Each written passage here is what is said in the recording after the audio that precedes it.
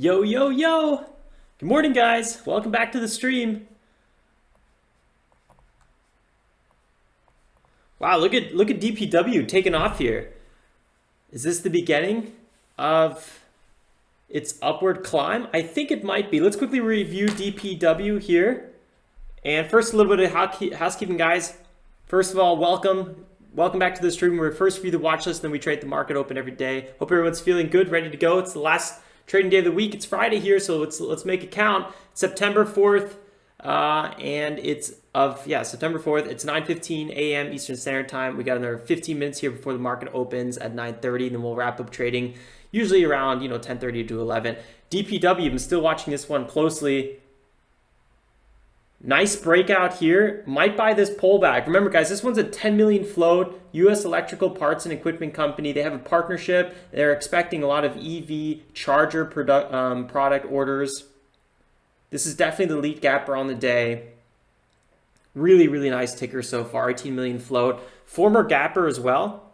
We've been looking at this one several times in the past.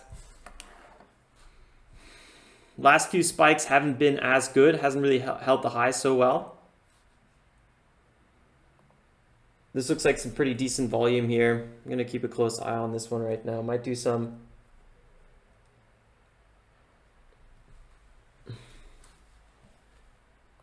pre-market trading. You know what? It's actually quite unusual that we're even thinking about looking at large caps, especially pre-market or at the market open. DPW, really, really interesting here. Possible entry at 218, maybe even 219. It's hard to say.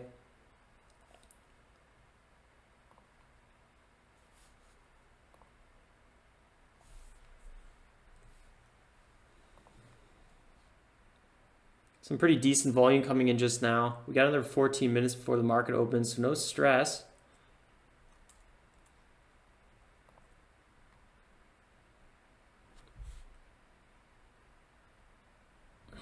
That was a lot of big volume just now. Big buyers here on this one. Not even sure if it's going to get a proper pullback or not. I'm not going to chase it in this area, although that probably could have been the way to go. Fifth green candle forming right now, breaking out, 225. Sweet stuff we're seeing, I gotta say.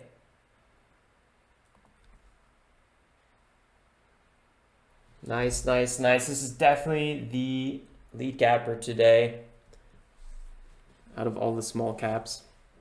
We did several trades on this one pre-market, nothing really too crazy. We're up just a tad here at 70 bucks, and LMND up since the open. I actually dip bought LMND at 29 something, 29.27 I think it was. I'm not totally sure. I'll have to check that one later. But we're up nicely on that one, just a tad. Still watching DPW.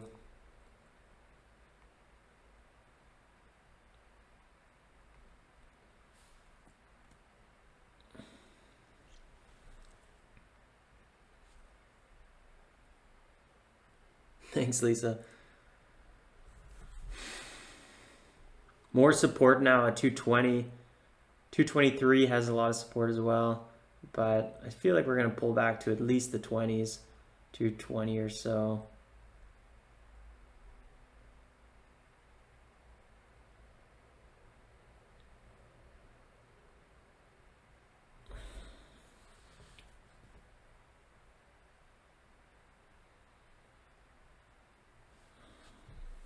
It was a big move.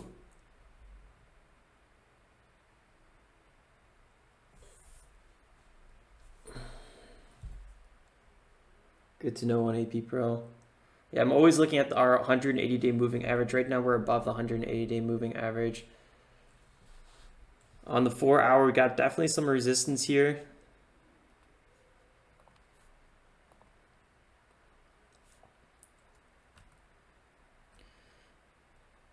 I would say 2.5 is a really kind of critical zone. And then we have another critical zone around 275. Those are kind of the two zones that I'm going to be watching the most closely. KCAC, I'm not totally sure what I think about KCAC, to be honest. It's like, I'm a little undecided. I like what I'm seeing with it. I actually like a lot of stuff about it. It's always a little bit tricky with the IPOs. You can't really study the past to get a feeling for how it might move.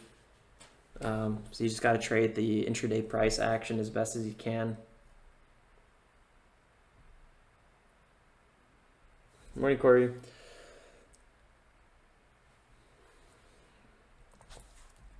We also have PLM that was kind of a lead gapper for a little bit today, but now it's really not looking so hot anymore. I might think about trading PLM. 30 million float, Canadian industrial metals and mining company.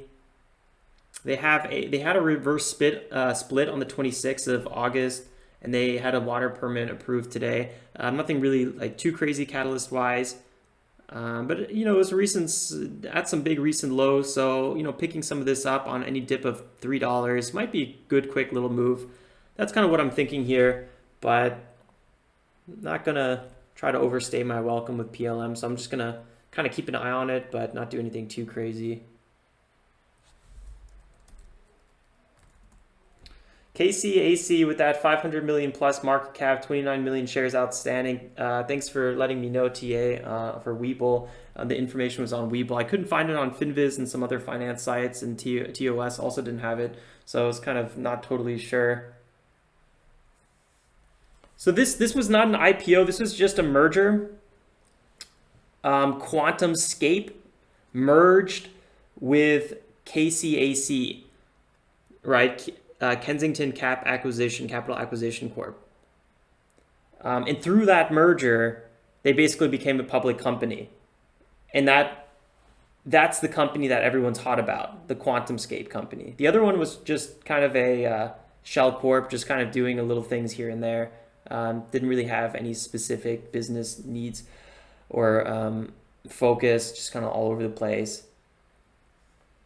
So in the original company, so KCAC, Bill Gates was an investor, or is an investor, and Strobel, Tesla's co-founder, I'm not sure if I'm saying his name right, is on the board of KCAC. Now, they were not on the board of the QuantumScape company, but apparently it looked like a really good fit. I was reading a Barron's article about the two.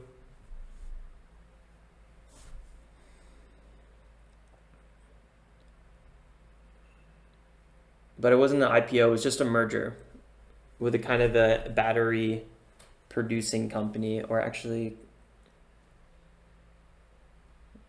I'll have to look a little bit more into that. So they're powering electric vehicles, they're not making them, but I'm not totally sure on which front. I suppose on the battery front. Gotta look into that a little bit more. DPW just pulled to 2.2, a little flash for like a split second.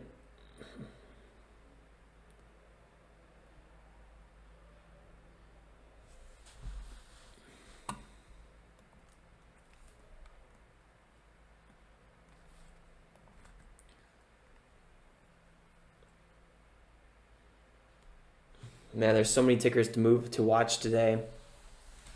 We'll see what we do. It's going to be a hectic day for sure in terms of trying to figure out what you want to trade. I'm going to be focused on DPW out of the gates for sure. I like that 10 million float. I think it's a lead small cap gapper. I think it's the most obvious gapper that everyone's looking at.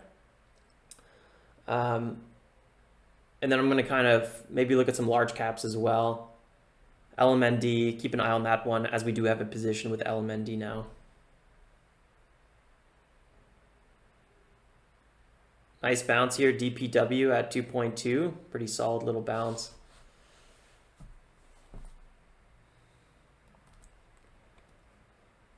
Let's see how we open up here. It's going to be quite the open for sure.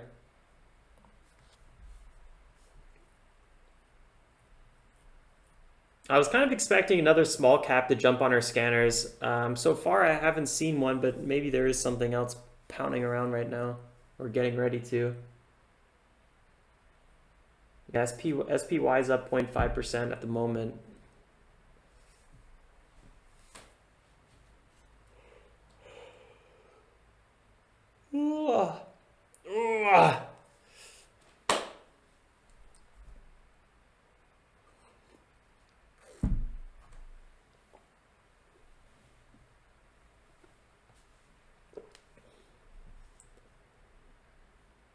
Nice, Steven.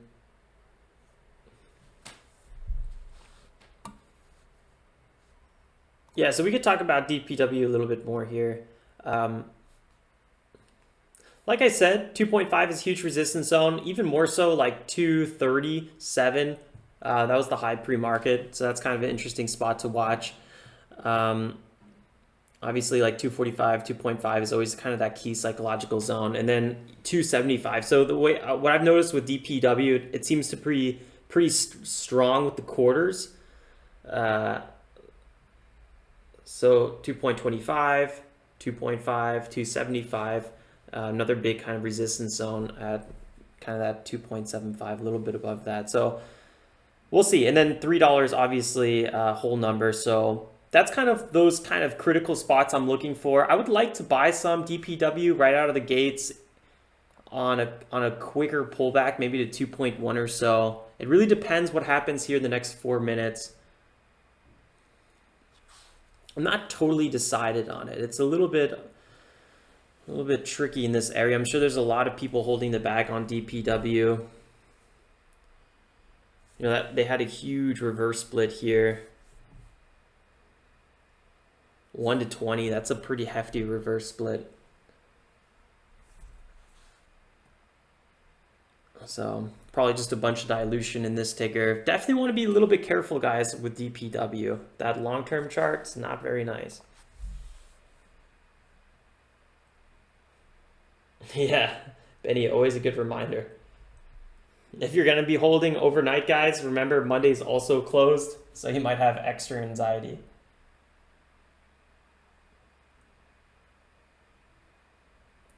Constantine's wondering on my watch list, what are the two columns, mark and volume? Mark is actually the percent change. On TD Ameritrade, it's called mark percent change. That includes pre-market. I'm not really sure.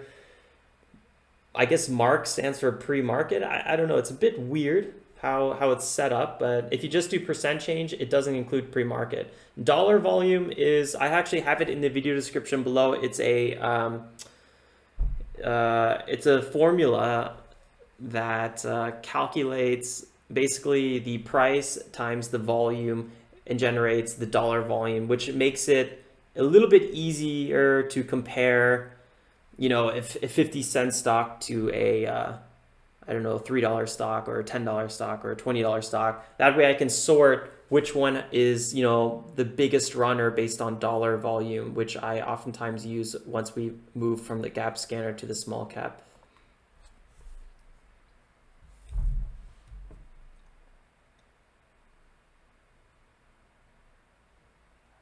Just troubleshooting. Oh, Christopher. Well, sometimes, honestly, the pre-market was okay. And sometimes it's good to do some of that troubleshooting. Get that out of the way. All right, guys, we got another minute and 50 seconds here. Let's think about, you know, what we want to do. Again, I'm going to be focusing on DPW out of the gates. I don't think I'm going to be trading KCAC out of the gates, but I have nothing against this ticker. I think it's really, really interesting. Just not my kind of classic bread and butter kind of setup, but overall, you know, it does have some really sweet moves on this one. I know some of you guys are slaying it in the chat room with KCAC.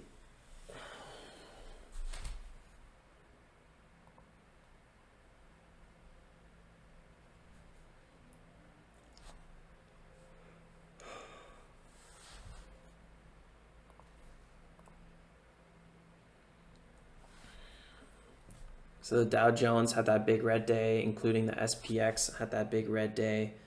A lot of red in the markets.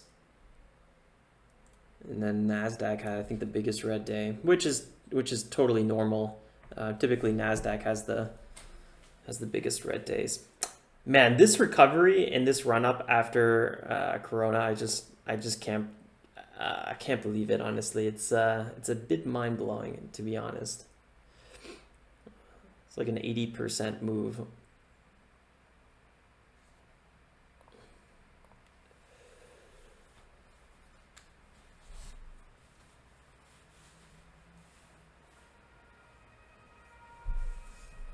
AKBA just ripped. I'll probably pop up on our scanner soon here. All right, guys, good luck, everyone. Got another 15 seconds here. Calm and collected. Know what you want to trade. Get aggressive when you see it.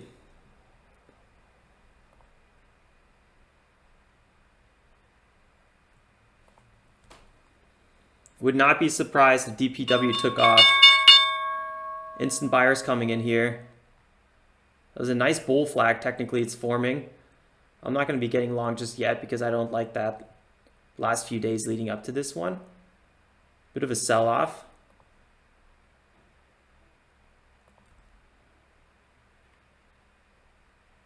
Wow, instant recovery there. Crazy move. Let's see it break that high there of 25 roughly. Let's see what happens. 26, 27, 234. Wow, that was a huge move. Absolutely wicked.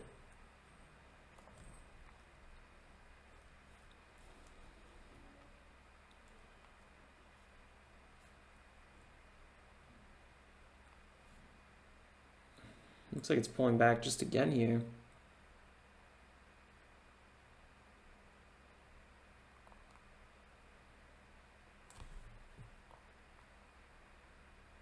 Quick mover for sure.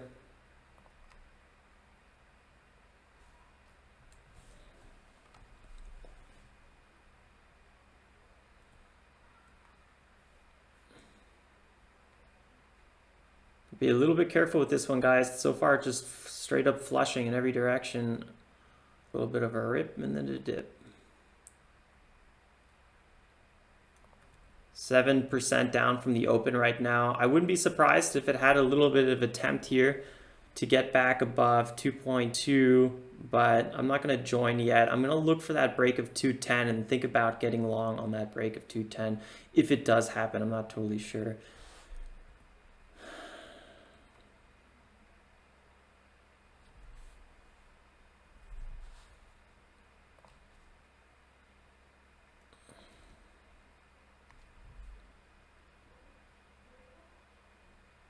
Here, possible red to green.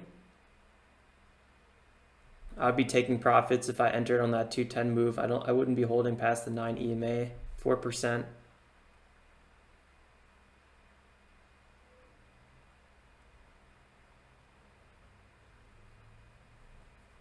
A lot of sellers on this one. This would be the only secondary entry I would think about. Big buyers at 215.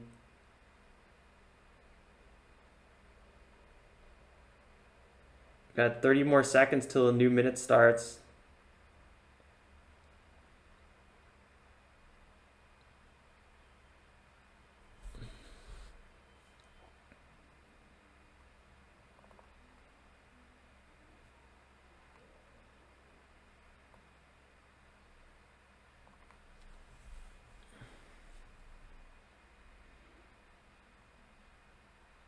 New minute here. Sure is good fun to watch this one.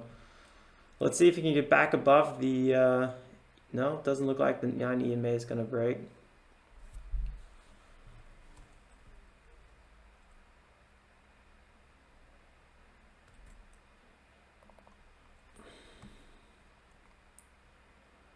We have a kind of a critical support zone right here around 205. Has been used as some tops and bottoms before.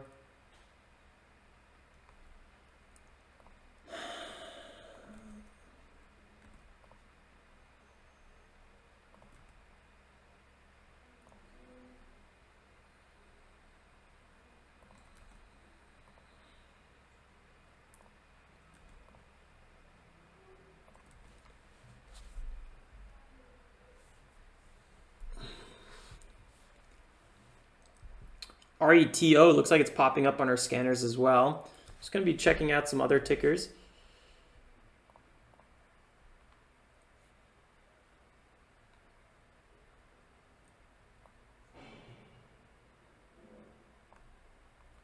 Still watching DPW.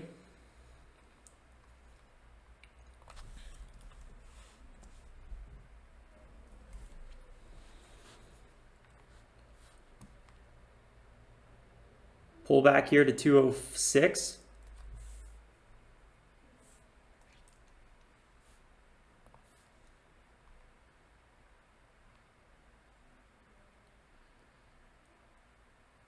strong ticker for sure.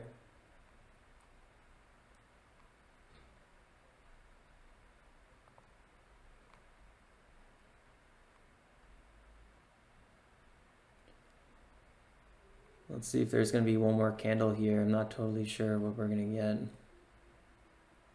Looks like it could be the reversal, but still kind of a lot of sellers. I'm not jumping on it myself. It's always hard to say where these things are going to go.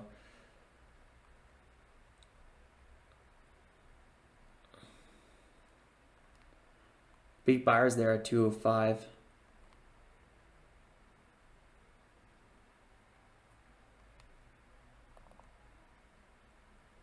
Just got long here at 204.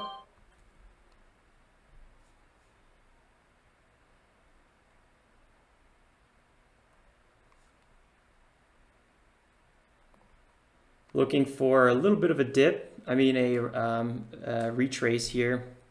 Average position at 2.03.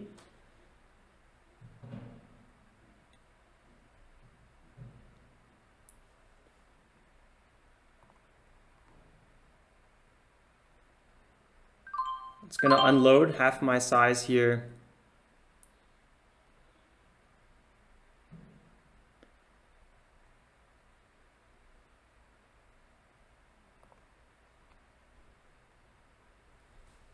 And I'm going to sell the other one. Took a little bit too long to break up.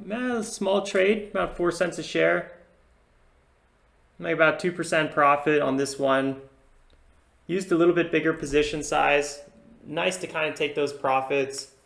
Let's kind of see here if we could set up another trade. Always good to take a base hit as your first trade, I feel like. Nice move. This is actually kind of what I wanted, this retrace to 210. So I definitely sold too soon. Could have took around 2 more cents a share on this one. Pretty solidly, but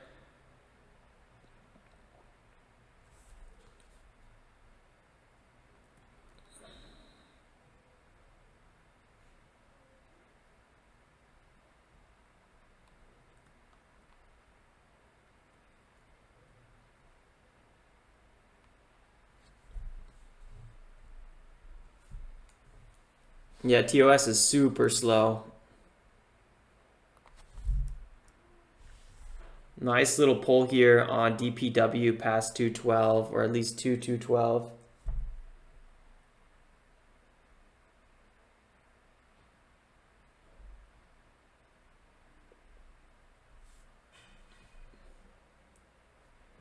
Thanks, Corey. How come 1AP Pro? Is it just getting like laggy?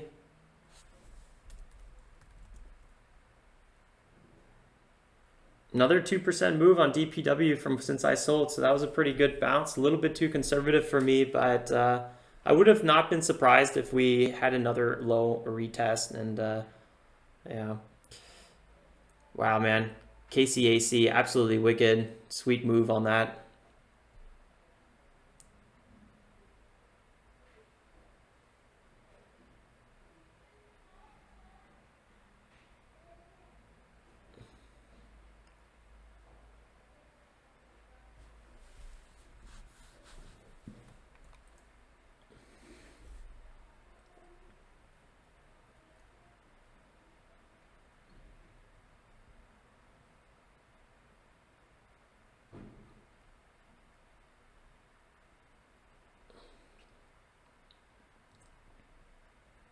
Is KCAC going to have a nice 9 EMA bounce here? It's hard to say.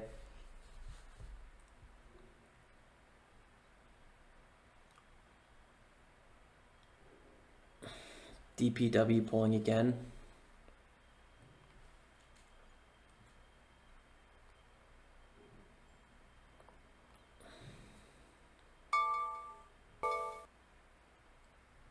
TSRI is below 525.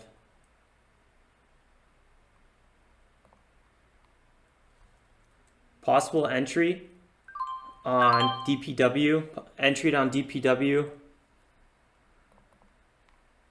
at $2.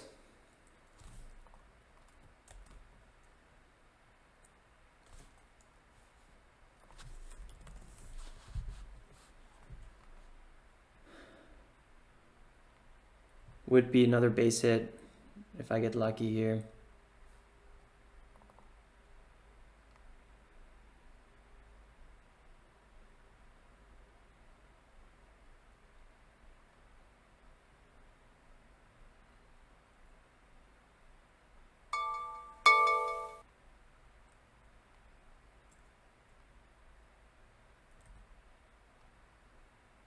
Still selling off here.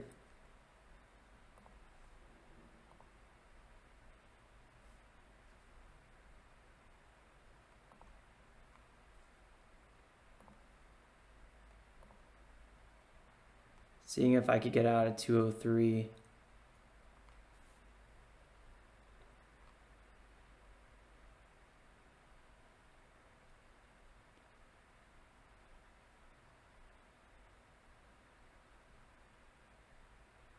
Looks like 202 is a substantial amount of sellers on this one.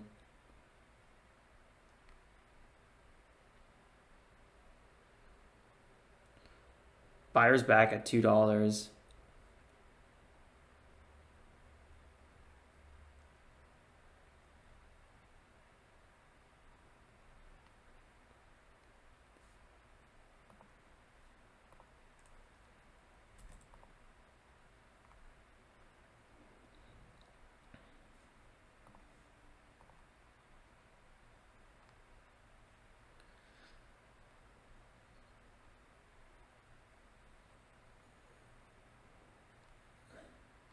$202 might crack here.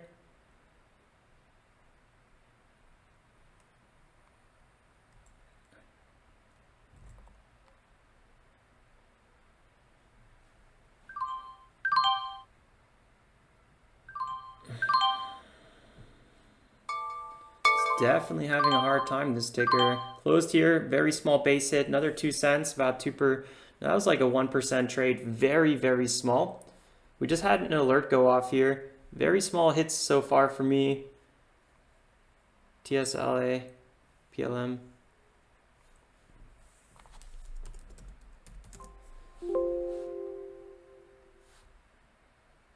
PLM at $3.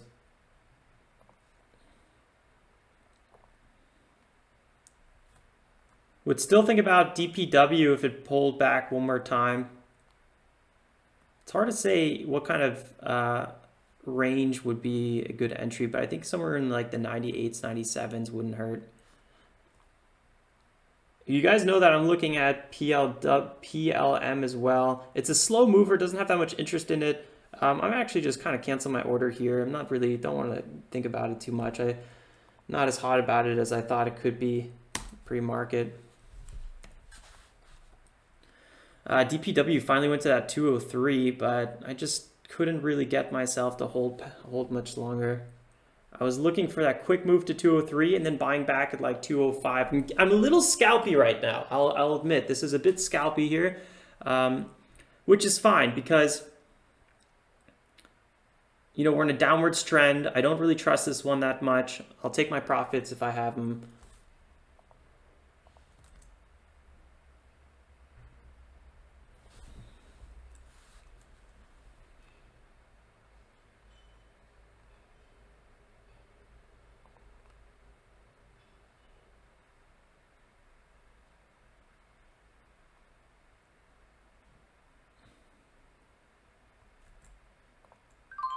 DPW selling off again here. Possible second entry at 196.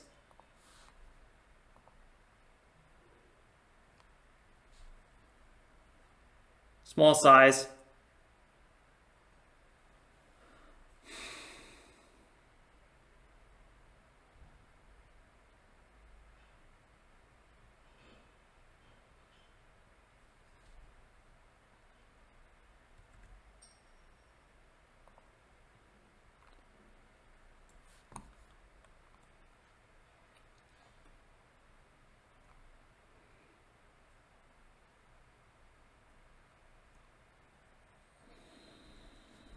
I'm always a bit more comfortable when I use small size, so I don't mind that it's a smaller size. I think yeah, I think yesterday, or what was that in the Discord where we talked about, do I ever see, or no, that was a YouTube comment, I think. Do I ever see a one-time candle and then a reversal, kind of like a fast one candle? And yeah, actually I do. And this could be the example of that actually.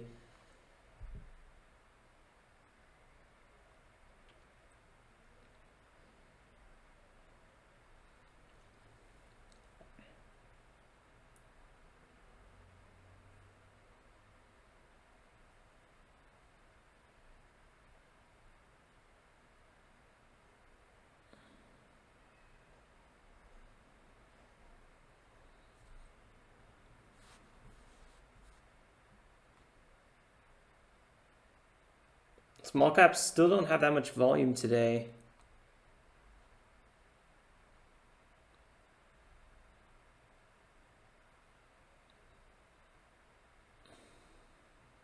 Just got filled.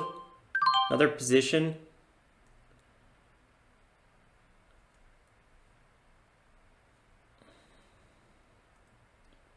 A lot of selling off here on DPW. You gotta watch out.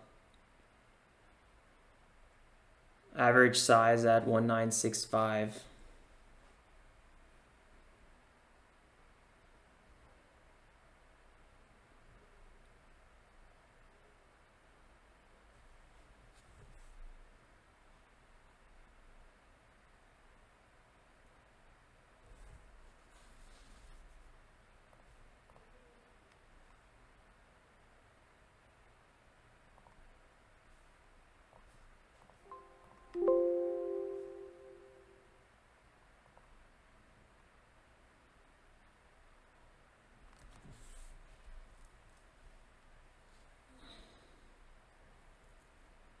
Let's see what DPW can do. Watch out with SHOL. It's actually a bankrupt company, something to keep in mind. Sub dollar.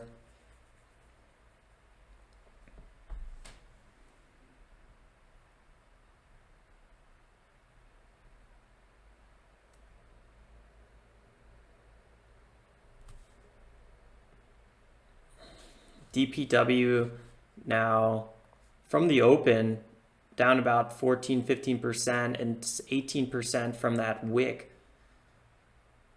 Thinking DPW could have a move back above $2 and maybe even attempt to break the 9 EMA. That's kind of what my general thesis is on DPW at the moment.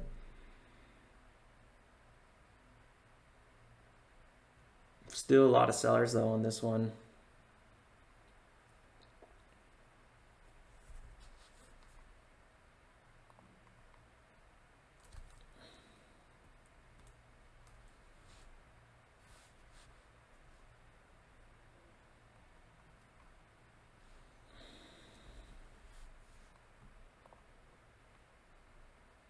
It's a bit of a slow mover, DPW for sure. Looking for that break back above 2.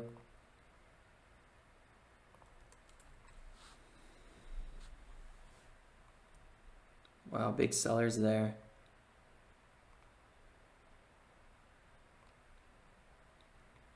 Maybe we'll be able to take some profits. 2 definitely looks like it could be getting chipped away, but it looks to me like a bigger wall than anything else. Sold some of my size here at 2.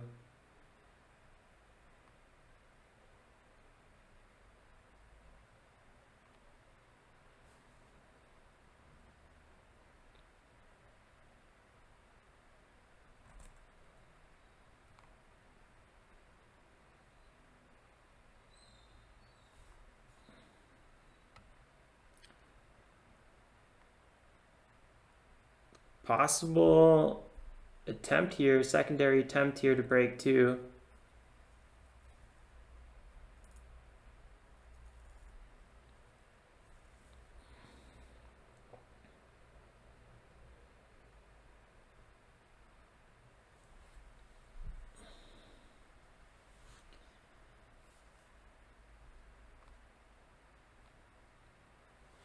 Definitely some more buyers kind of loading up here. Kind of feel them in the order book a little bit more than usual.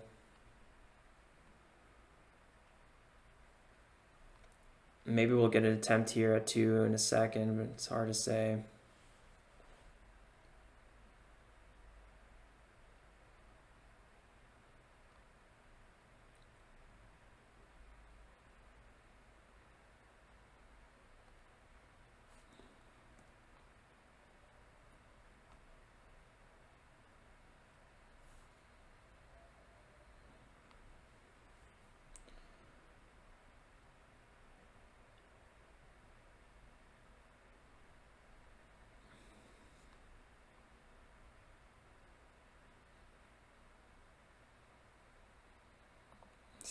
Closed out half, no, not half.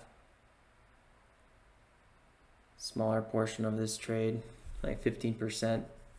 Selling off here a little bit. Got to be careful on these tickers.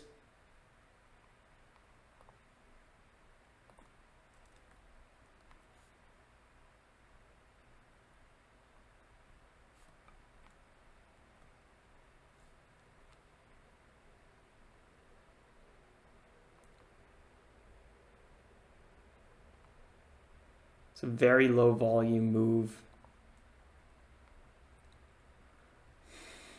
Although the buyers are still in check. I'm a little bit distracted with DPW. I know there's probably tons of other good stuff, guys, running out there. Just because I'm trading something doesn't mean that it's the thing to trade. It just means that's currently what I'm kind of in and focused on. Just got another size here.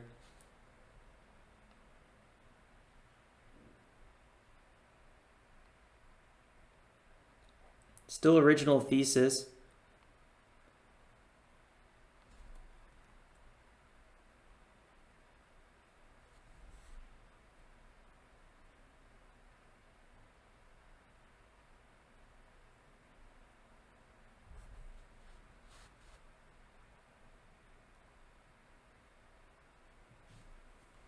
It's like a little bit of buyers are back in the game. It's definitely a slow mover. Still looking for that possible move over the 9 EMA. Not looking for a full reversal, just a move back over the 9 EMAs like we had before.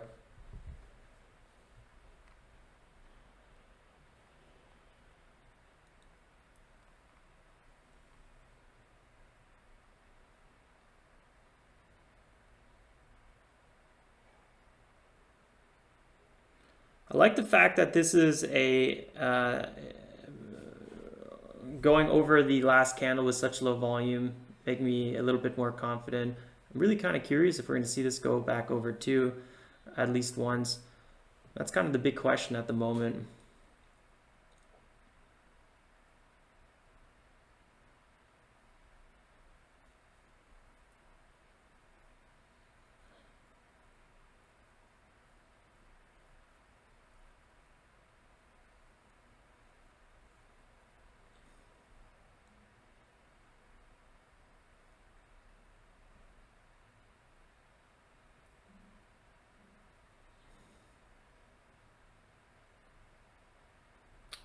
We're on our 5th red candle right now, fifth consecutive 5-minute red candle on DPW.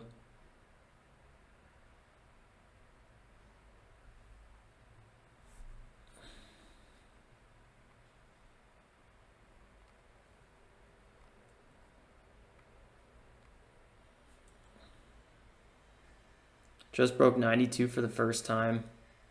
Wouldn't be surprised if we saw just a tad bit of a flush here.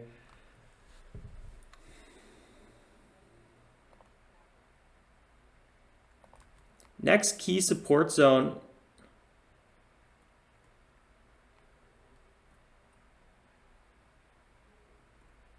Yeah, I had that one opportunity to get out of this one.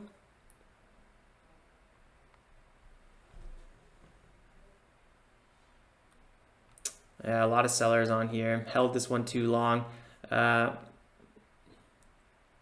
what it is. Sometimes you get a little bit too focused into the details, and I guess might have been my mistake here on this one. Check out Sono, 1285. We've been talking about the 1250 zone on Sono for so long. I don't know if you guys remember.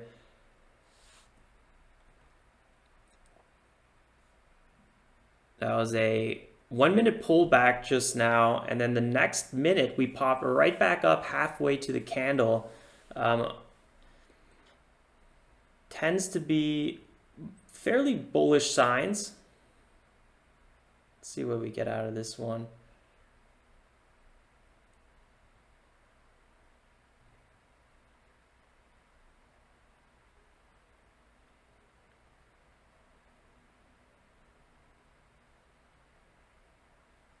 Yeah, a huge amount of sell-off on this one. I know it's probably a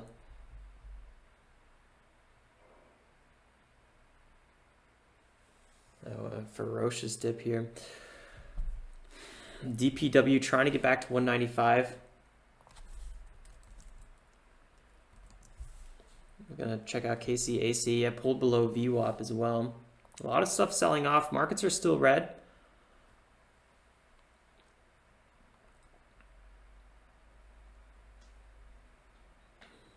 $195, testing this area again.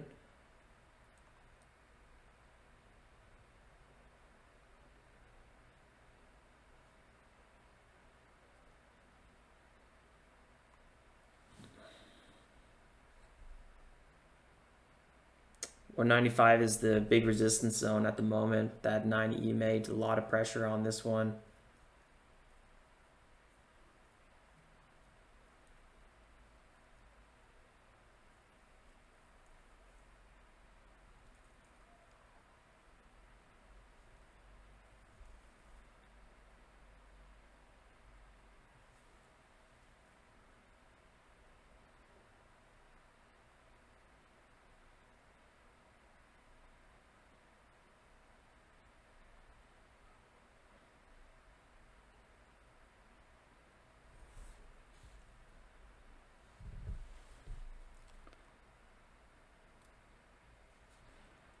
I think the dip buyers on DPW just about left the building. What I'm thinking is this is going to go under 190 and then maybe have that quick turnaround. But at this point, it's a little bit playing with fire.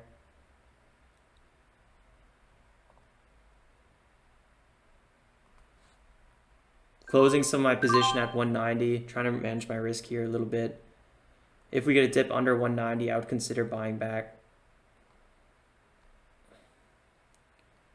So I kind of took some of my skin out of the game here. Oops, just realized I wasn't looking at DPW anymore.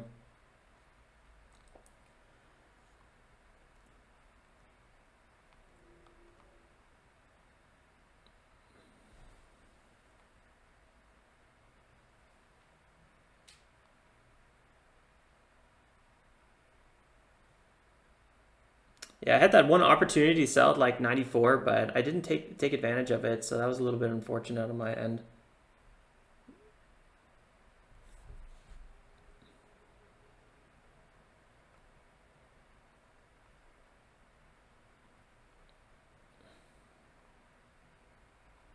Yep, getting chipped away here, 180.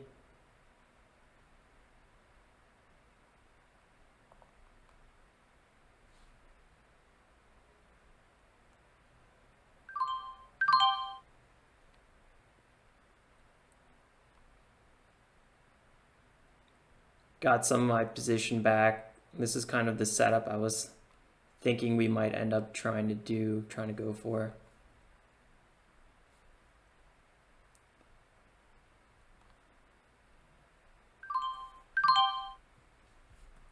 All right, this is potentially one of my last attempts here. So we sold half our position at 190, and then we kind of bought that same position back at 187.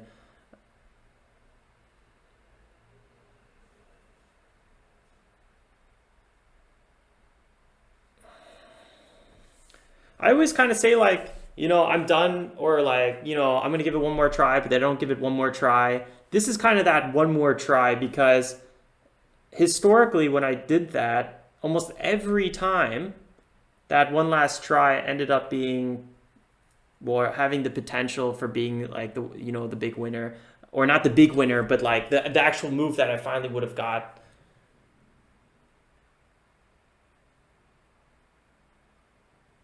Yeah, so far we're on a 6 red candle here. Definitely a lot of selling pressure on this one, huh?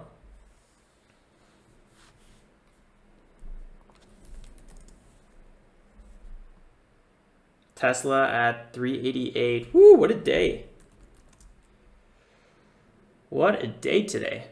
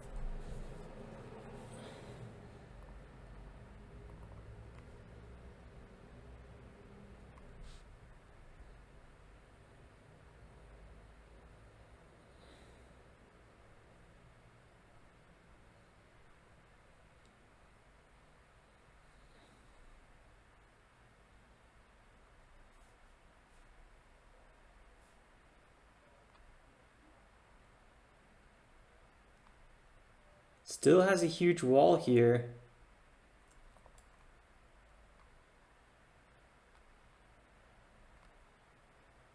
I closed there at 190, so that last trade, yeah, not the best. I really reduced my risk and my overall losses on this one by kind of doing a little bit of intra-trade trading. What I should have done, I should have just closed the whole thing at $2 and then bought back and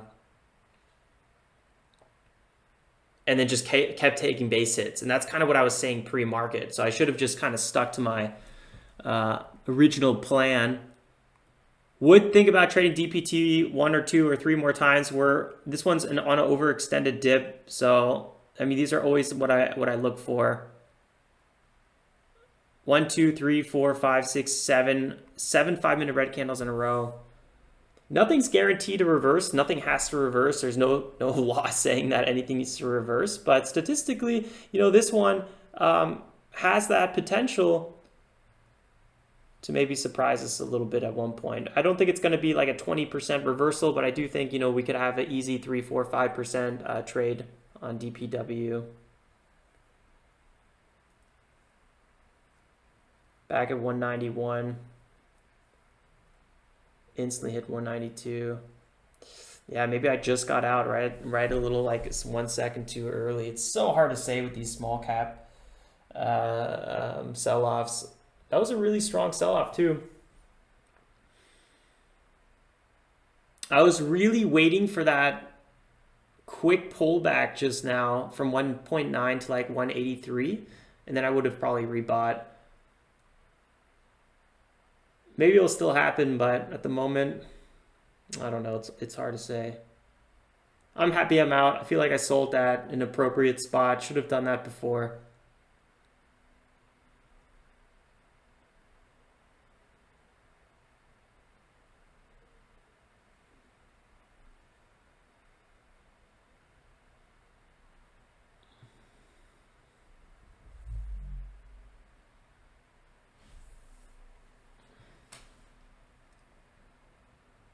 This was I think this might have been the 9 EMA breakout. Yeah, that one got me good.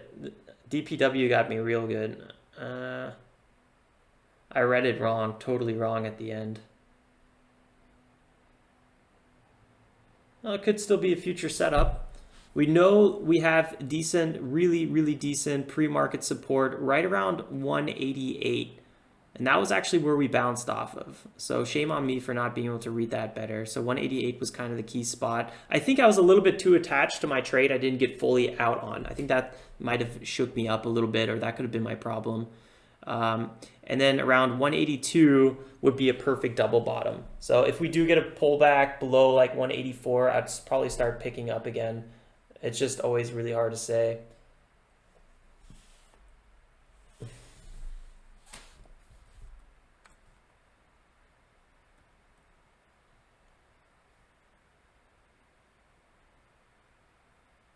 $187 is the market open low. Pre-market low at like 182, 181. This is just me, or is the chat room really quiet?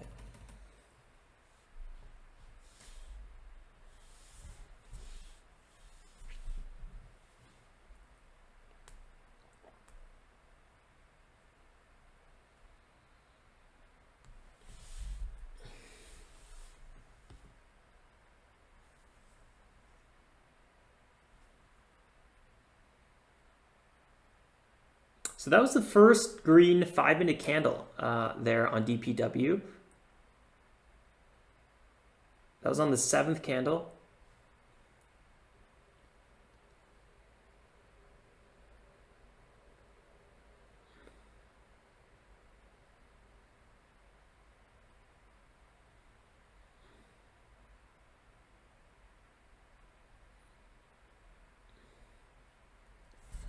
Yeah, you can definitely see buyers are back in on this one.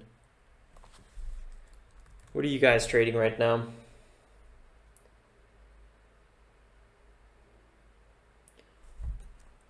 Yeah, I feel you, Josh. PRPO. That was I remember trading PRPO not too long ago. Really nice pullbacks on this one. Look at that. It's a sweet move. Big support here as well, bouncing off that support.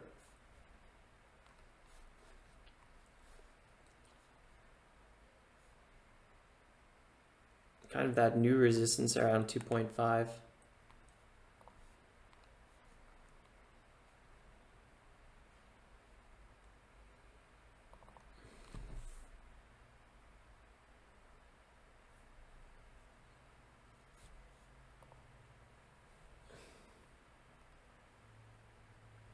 You guys are okay. So it's really super quiet on this Friday. Fridays are always a bit of a super quiet or super crazy kind of day, and it's been a pretty super slow week. So I guess it's kind of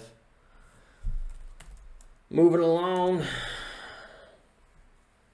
We'll be talking about, oh yeah, CLSK, really nice.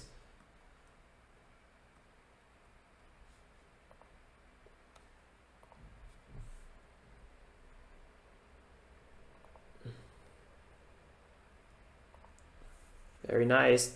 That 70 zone.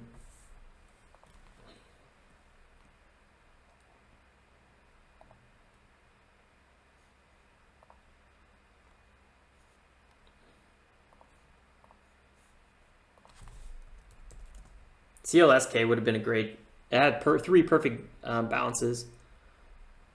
I'm down a little bit on my LMND position, but this is a bit of a swing trade here. I'm going to be holding this one a little bit longer. Might even average down here. I actually missed this first average down.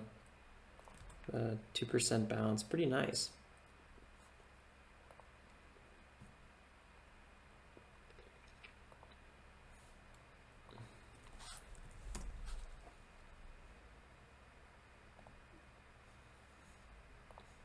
Let's see if we start breaking this area. Then I'll probably consider maybe buying some more LMND for a swing.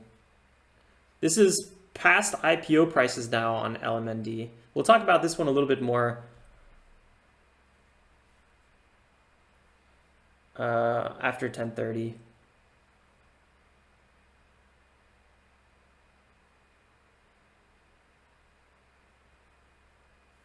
Yeah, we really ain't getting anything today.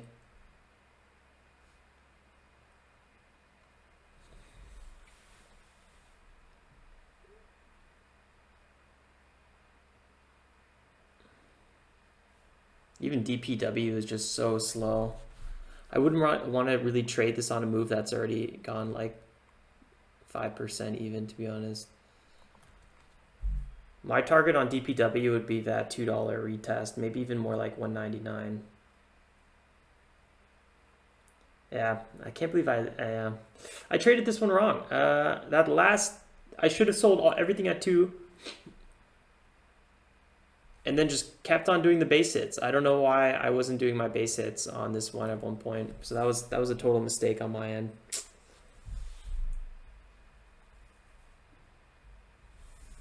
VVPR.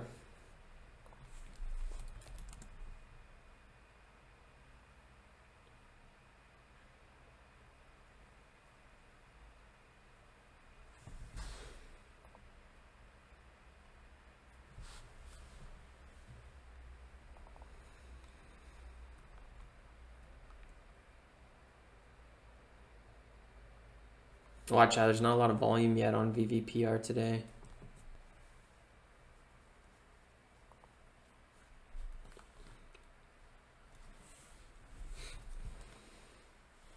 That's because there's no pre-market trading, so actually the volume's quite active right now, which is pretty okay.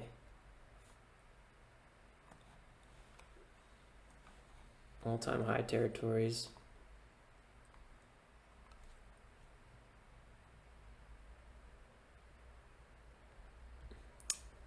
Yep, DPW, like I said, that was the turnaround. That one more trade is really all I needed. Bouncing off the EMA. I think some life came back into DPW. That last minute was, 500,000 shares were being traded.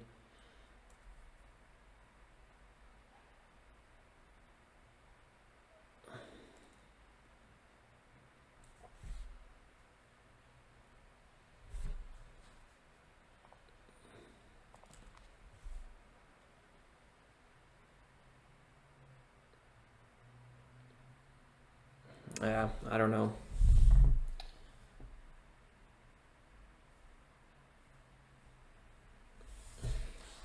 It's really like the large caps are really in charge today. So I'm just gonna keep kind of looking around here. Intel had that big old red day yesterday. It looks like it's bouncing just a wee bit here.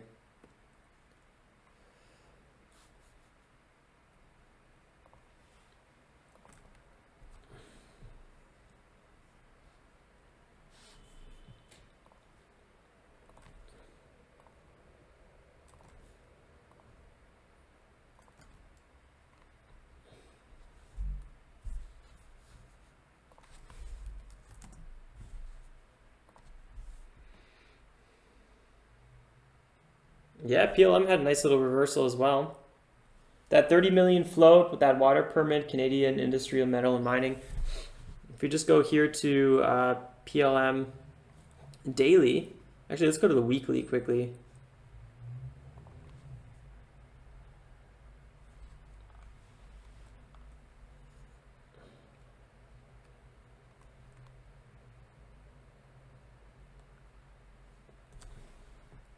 You had a reverse split 1 to 10.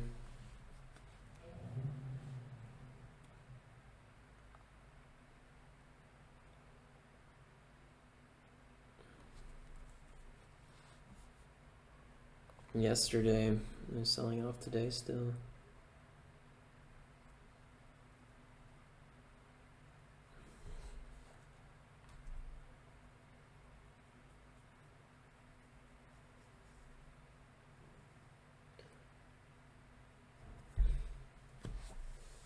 Really? Well, INTC was at 40. What? Hold on. Element D pulling back. Like pre-market? Or what? 46? No, I don't see that. Is that fake news? What's going on here?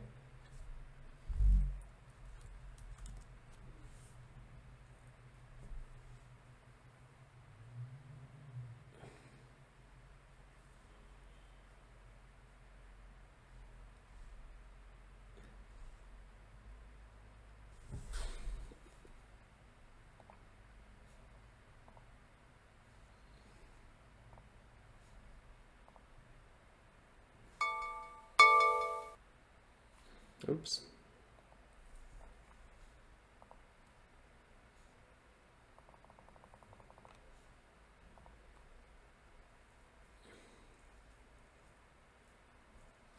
was that ferocious DPW dip. That's why I wasn't trading it anymore.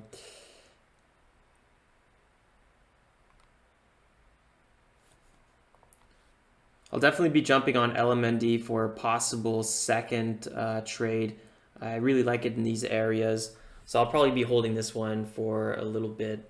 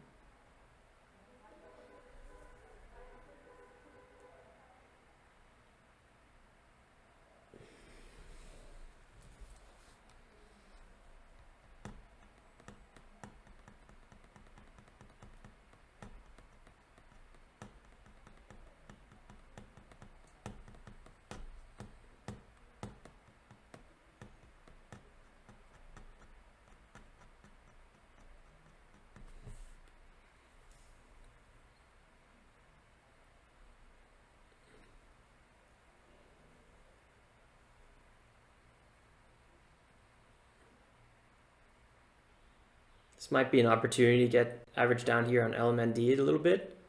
Not too bad. Possible opportunity. Looking for that break of 47. Then I would definitely be jumping on this. Here we go.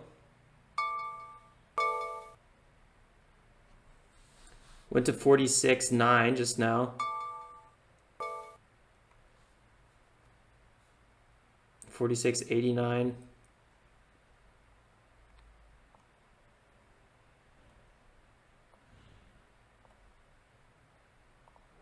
I'm going to put it 46.75. 46.90 is finding some 46.88.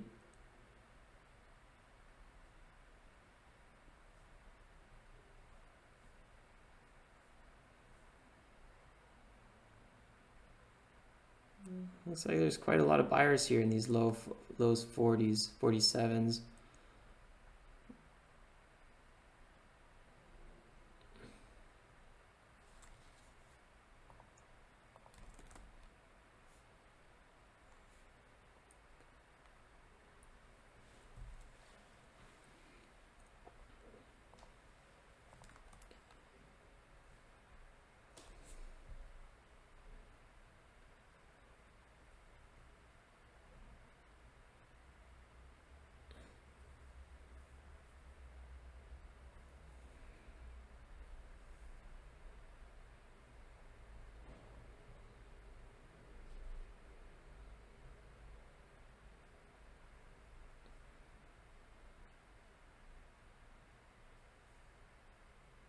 ANPC halted.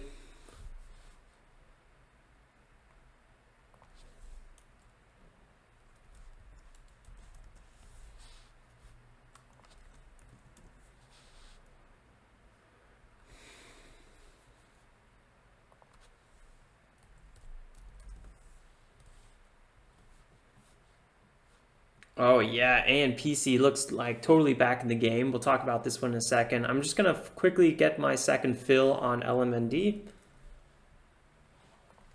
Still watching this one.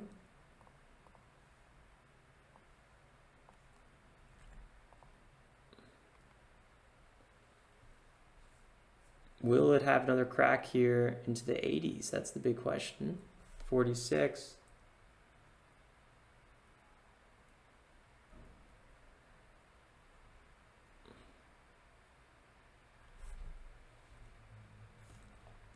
All right, so LMND, we just had another entry at 75.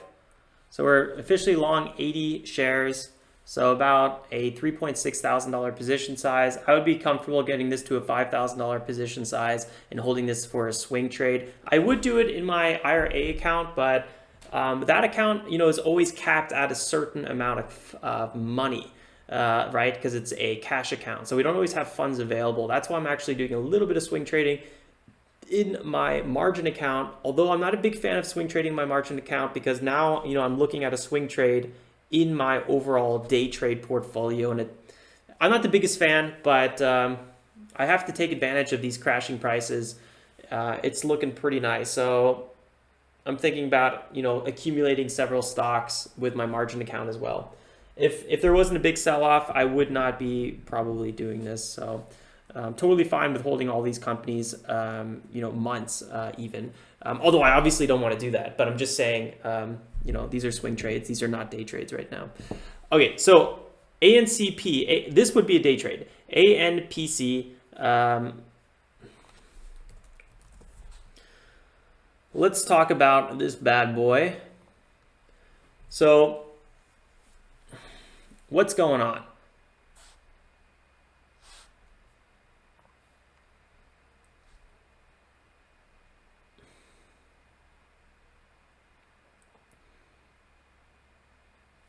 Opening up right now, big sell-off. I'm not sure if there's any new catalyst on this one.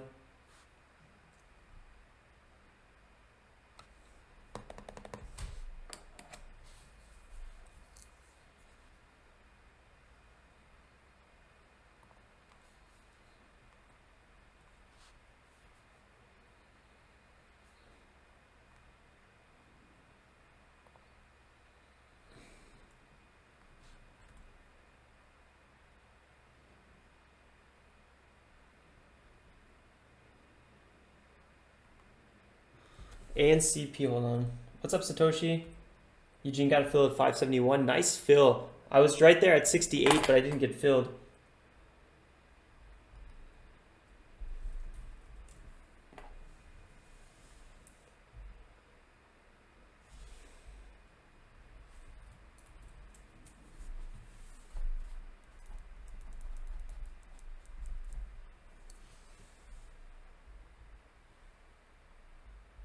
It's a Chinese biotech, guys, with a 2 million float.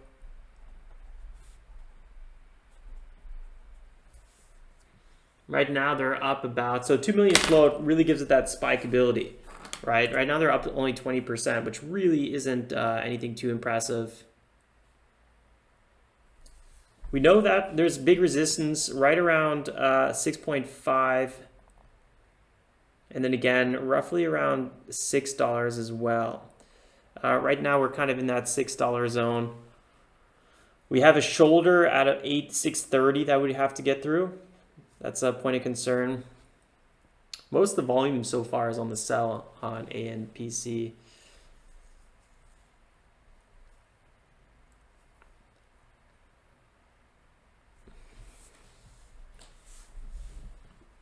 Positive multi-year long cancer prognosis and recurrence clinical study. Okay.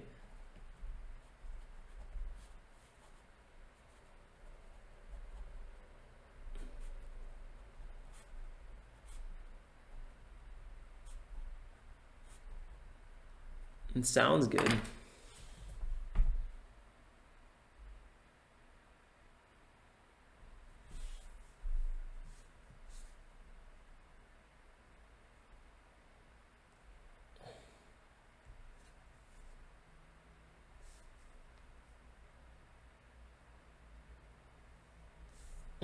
Jared, I feel you, man. Yeah, it's not anything that's super inspirational in terms of I want to start trading everything I see kind of day.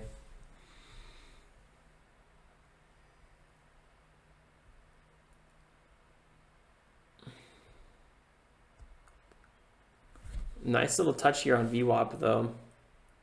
5% move, I mean, it's pretty nice.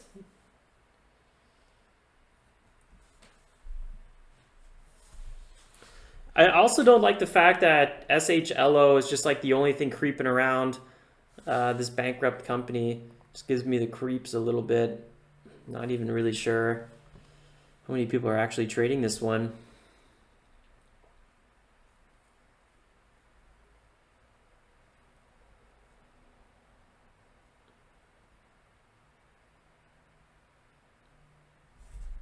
I mean, apparently a lot.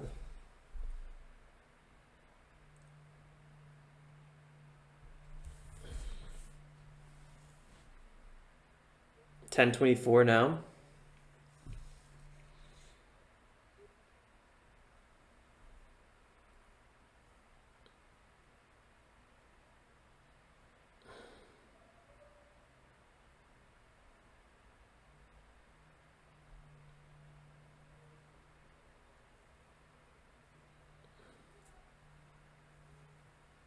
Had a nice breakout this morning, SHLO. Man, today is really, like, if SHLO is the best ticker we got today, man. Oh boy. I'm not sure if that is any sort of inspiration. I'll put it on my second chart, honestly.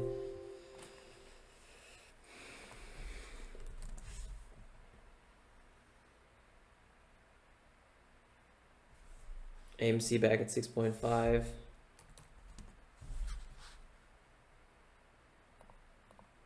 Let's check out some of our growth portfolio and see what this one's up to. Not as bad as yesterday. LMND at 46.30 now. This one's selling off a huge chunk.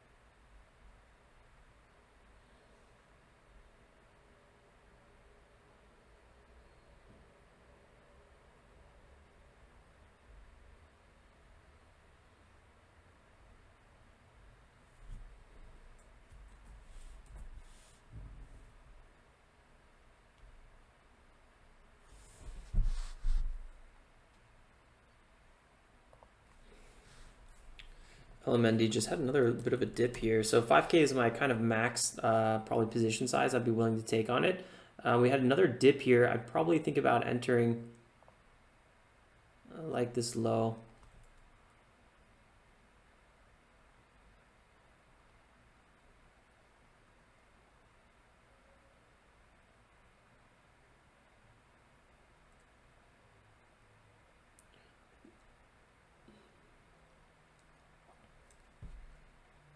Just saw it at 45, probably a second too late. But the second I noticed it at 45, I scooted my booty over here.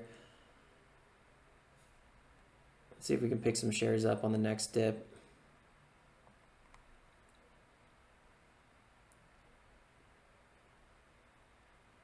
Don't really think it's going to go past 45.85, to be honest here. Let's see what happens. Wouldn't be, maybe a little crack. Well, I'm not gonna get crazy about 10 cents or a couple of cents. See if we can get our entry here at 82. Oh, moving up. See, 85, 84. All right, so we're officially at 84. So I could probably do another 10 shares. So if we go past 45, I'd do my probably last 10 shares on this one. This is my swing trade, looking for about a 5K position size. Right now we're at like a 4.4 position size. So we'll just kind of keep adding as this thing keeps pulling back here.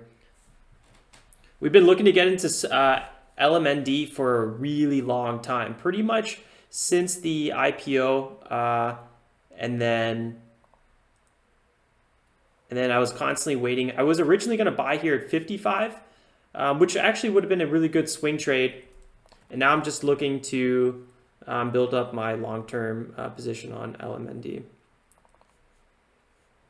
So.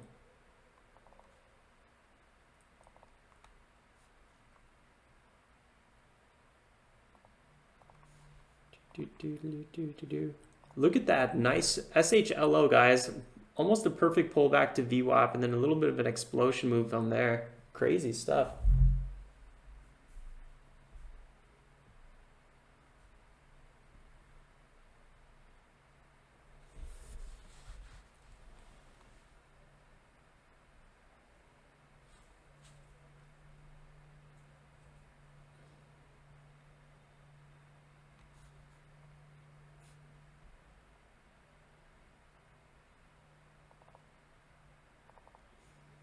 Here we go.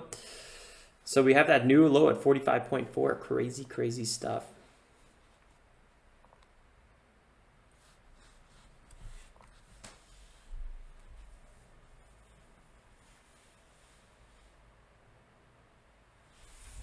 CLSK would have been honestly the one to day trade today.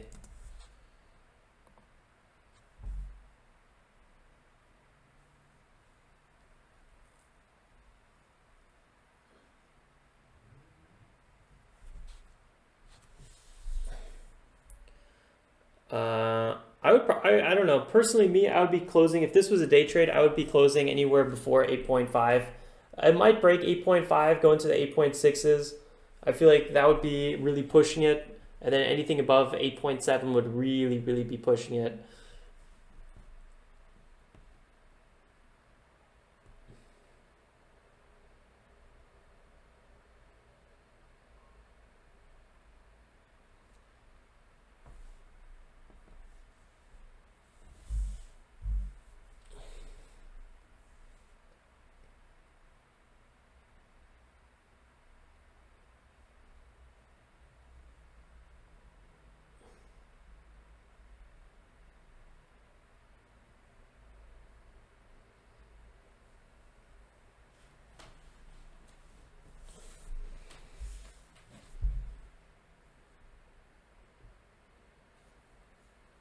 And it sure is good fun to watch, I'll say that.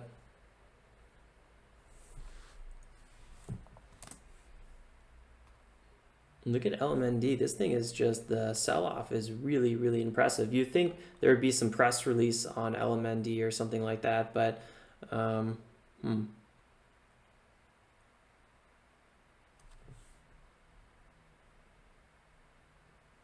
put alert here at 45. See if we break 45 and then throw on another 10 shares, create alert, and then I'll have pretty much my full position size that I want.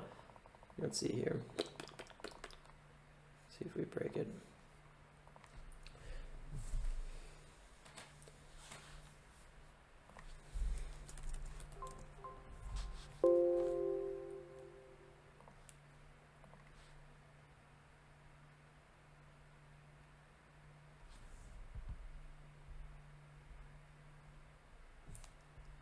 That was a wicked sell-off on DPW. Maybe.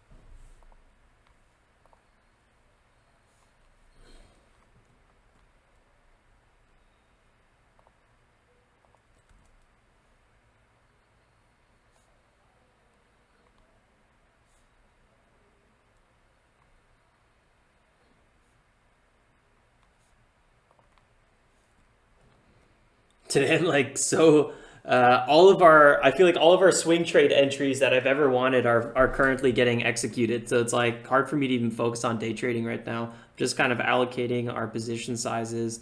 This is the 12.5 area I was talking about with Sonos for like pretty much since this swing trade right here. So I'm going to keep an eye on, see if we can pop below 12.5. If not, I would probably enter a 12 below, ideally below 1270. So let's keep an eye on this one.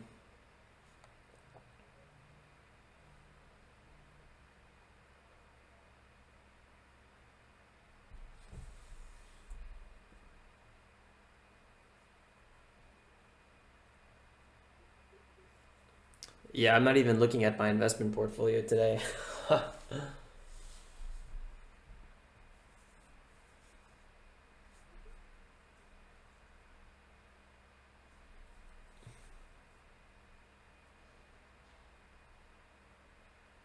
PPCB. DPW selling off again here. We're officially below the double bottom price, going to the 70s now.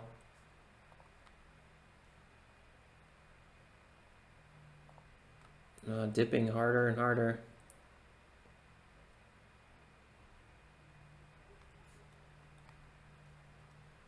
If we go into the 75s, I'd buy some DPW.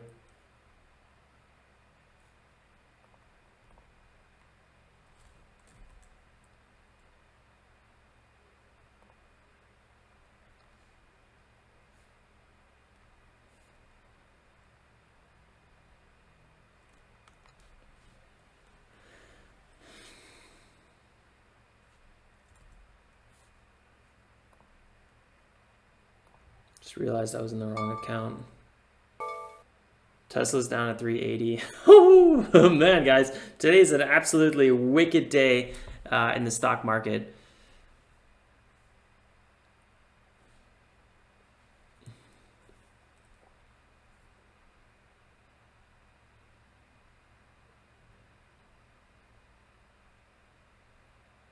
DPW with another possible sell-off here.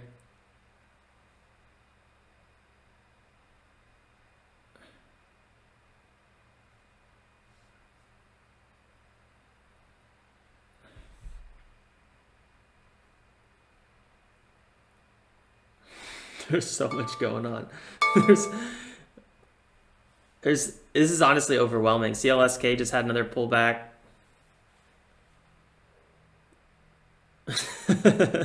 My brain's twitching. I don't know what to trade right now. There's too many opportunities. So no, I want to enter in this one. Here we go. DPW selling off again. Can we get into the 75s?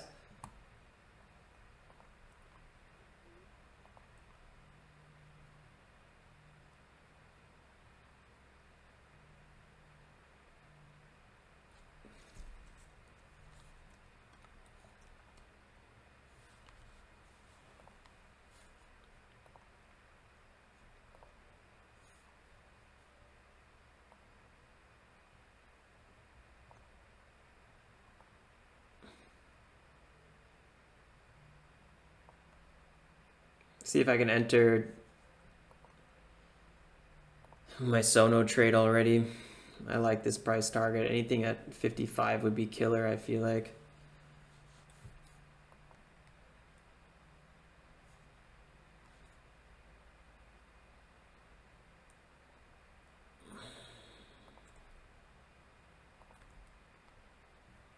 Oh man, I just missed my dip on DPW. My limit order was at 75 and it went to 76, 176. That was so close. There's too many things going on. Okay, gotta stay focused here. Let's see, Sonos might be entered here. Okay, so we finally just entered our Sonos position. I don't have to look at this one anymore, thank God. Okay, so we have Sonos and Space. I'm down a little bit on my Space position today. This was a bit of a wiki dippy, huh? Space here, okay.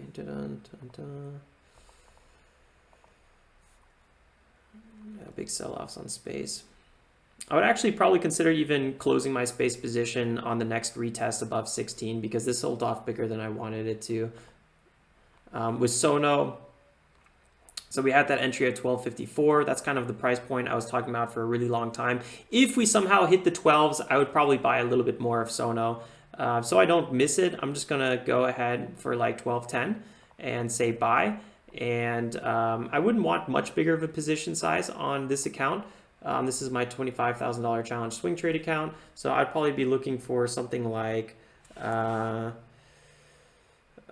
300 shares or so. I mean, not 330, 30, yeah, maybe 40. Let me see what my buying power is on this one, actually. Good till cancel.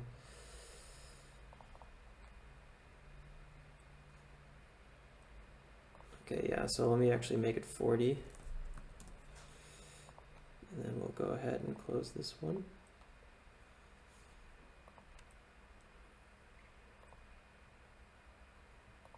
Man, there's just so much going on.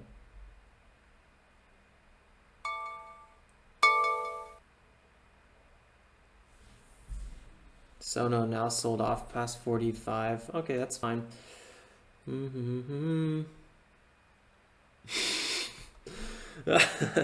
I gotta really decide on what we're buying here. Don't want to get into anything unnecessary. Look at Rocket Corp, down 10%. All right, so we have another possible entry on Rocket Corp.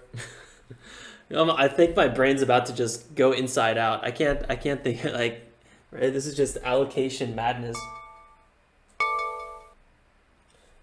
Okay, I'm still selling off here on Rocket Corp.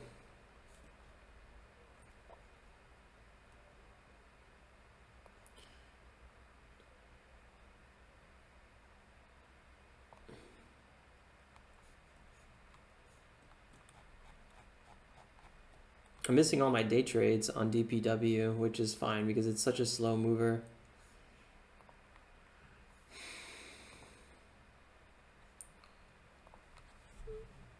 My brain says buy it all. I'm wearing a compression glove in my right hand, yeah. Guys, days like this don't happen all the time. That's why I don't mind picking up some swing trade positions in my day trading account. I obviously don't want to have any sort of like large full allocation, but if I allocate like half of my day trading account to swing trades right now, I'm totally fine with that.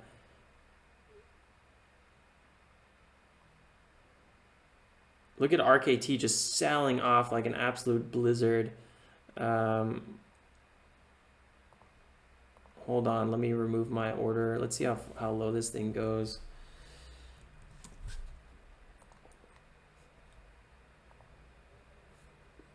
Okay, 200 is way too much. Let's go with 150 on RKT. That'd be a proper size.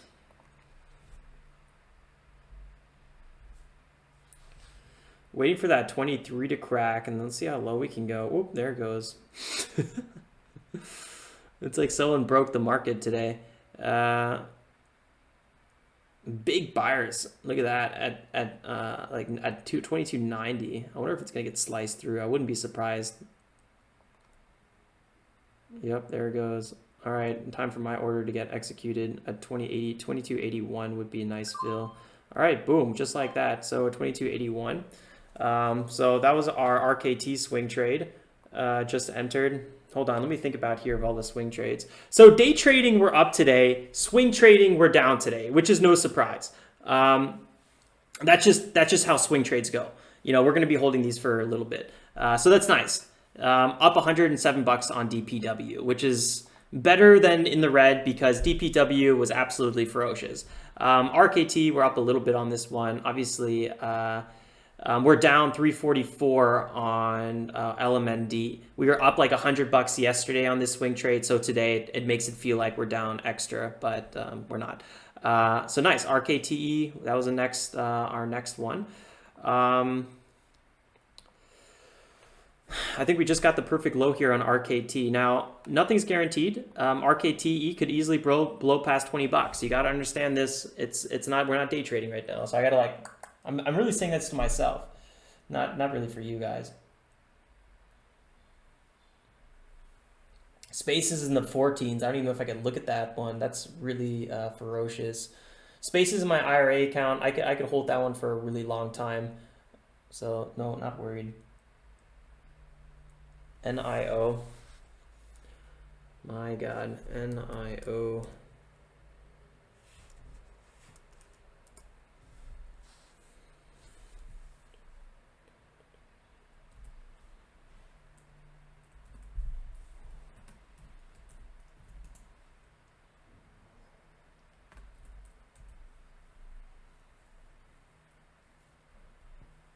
I'm about to pull up my other Webull account where I can have another investment account. I don't know if that one's fully allocated. I don't want to fully allocate everything, obviously. You know, we could have weeks where this continues, but these are definitely good buying opportunities. Even if I just sold these next week on like 10% pops, that could be really nice.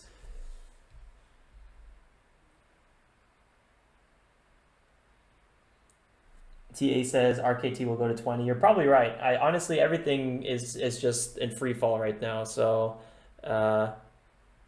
nothing will surprise me. BLNK down 14%, but BLNK is more of a small cap. NIO fell off a cliff as well. Satoshi, are you swing trading this one? Or are you day trading it? What are you doing with NKO? NIO. Wow, big bounce here off 15.5. Wish I saw that earlier. Guys, is the market bouncing right now? This could be our last opportunity to quickly buy some more stuff. Think, guys. What are you trying to buy?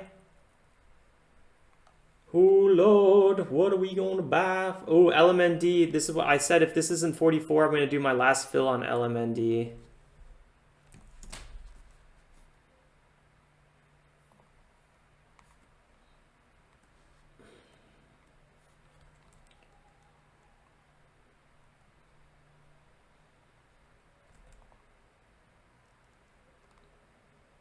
I was waiting for that 44. So this is my full size on LMMD. I'm not going any more than this. Come on, let's get it at the 44. Then I'll have, this will be like $4,800 position size. Oh, literally right as I saw 44. Now it's at 47.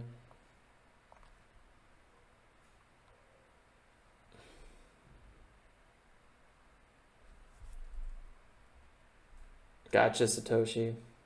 CLSK. Thanks for that call out, Esmo.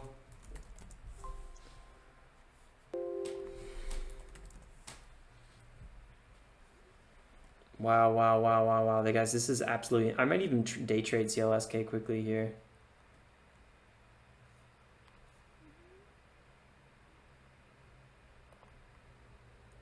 What? I just missed my LMND position.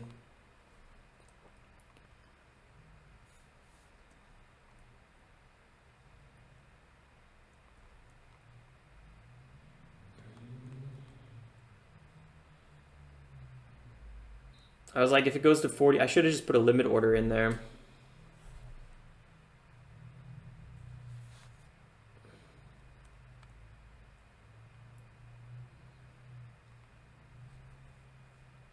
VXRT, yeah, I was talking about not touching VXRT.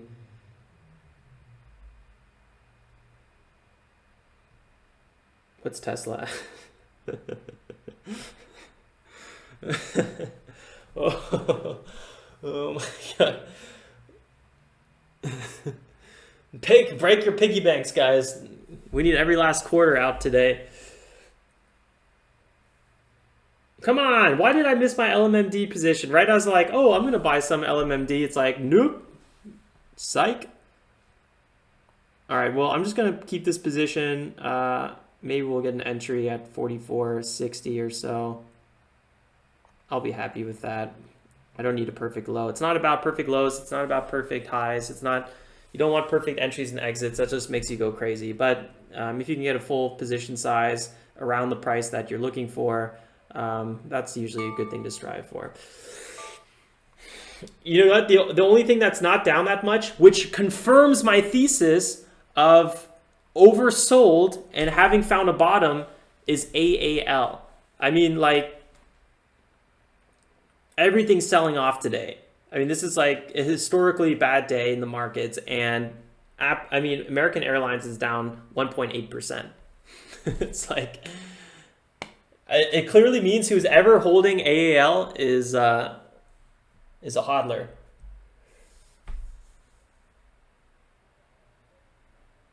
Nice. Satoshi cleared out the couch change this morning. That's always good. Bitcoin's even down 5% today. I think I need to allocate my Bitcoin account. Oh my God, this is crazy.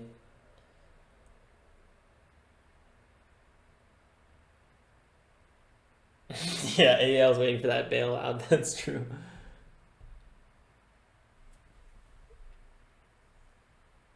CLSK just had a phenomenal bounce off of $7, 40-cent bounce. I think that bounce is underway right now, which is a little bit unfortunate because I wasn't done buying stuff.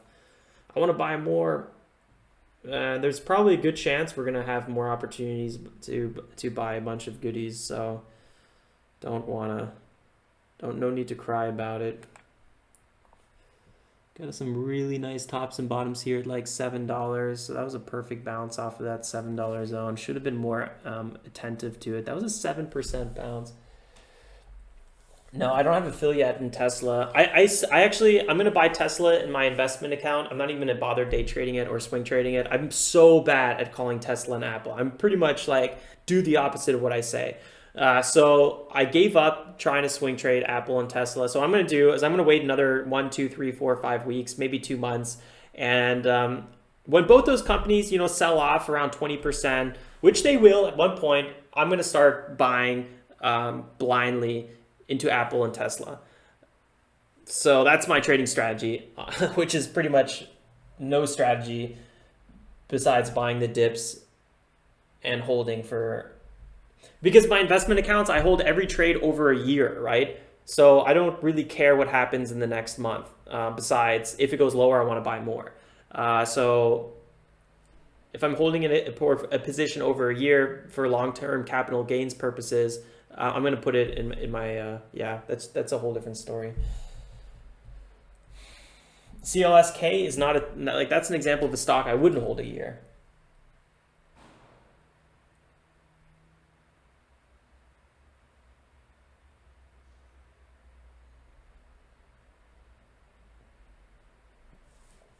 A flag carrier airline for Hawaii, HA. I'll write it down. I'm going to do some serious investment research probably this weekend.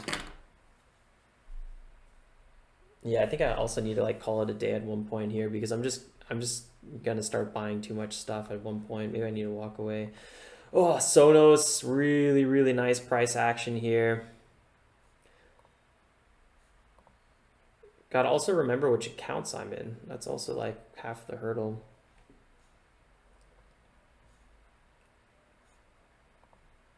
Look at that. Sono might be having a bit of a turnaround story already. I'm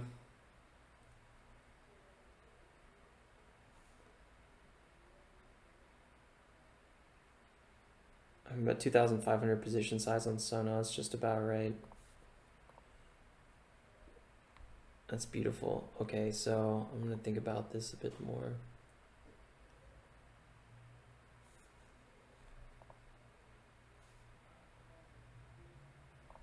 I should probably do one more stock. How much is my space position? Hold on here, 180.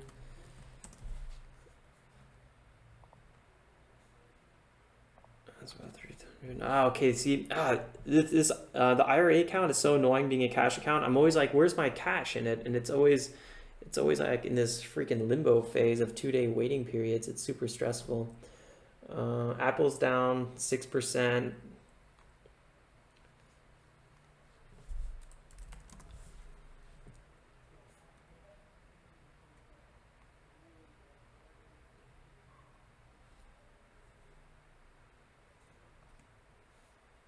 I'll do my smallest position with CLSK, 714.21. I don't think I have enough buying power for that.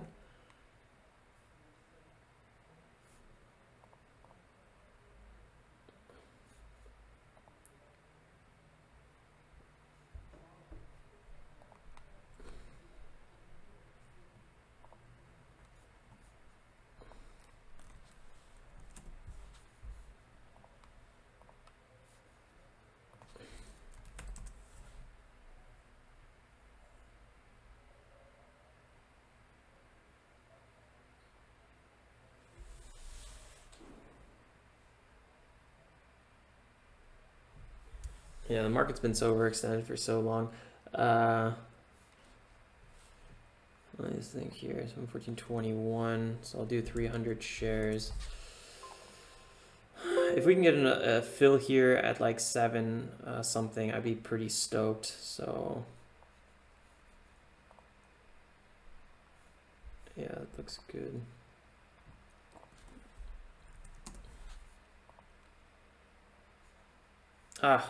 Just down, whatever, 320. Okay, so this would get my swing account 75% fully allocated, and then I'll have the remaining funds become available on Monday. So I can do one more swing trade entry on Monday. That's exciting. Who knows what I'm going to buy? Maybe ADT, because I've been waiting for ADT to come lower. Also, big confirmation today that ADT is probably near its low. It just can't really break 950 much. So that's a good sign. So let's hope that, okay, so nice. This one possibly can get fully allocated. Oh, actually, let me go back to my $25,000 challenge account. Let me just make sure that I have the right orders set up here. Was this good till extended? It's always annoying when you set up all these limit orders and then they get canceled at the end of the day. So always got to make sure you have good till cancel, not till day. And always have extended hours on too. Yeah, good point. Market or closed Monday, of course. We're already talking about that pre-market.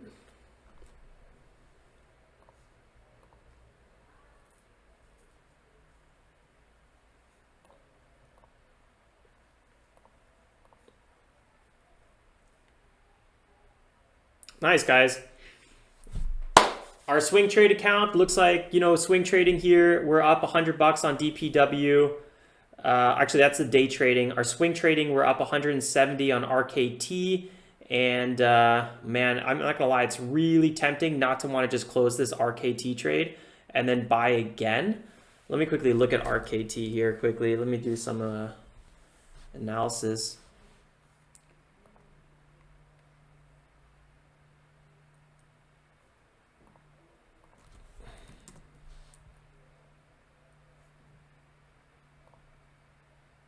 Yeah, I'm closing this one.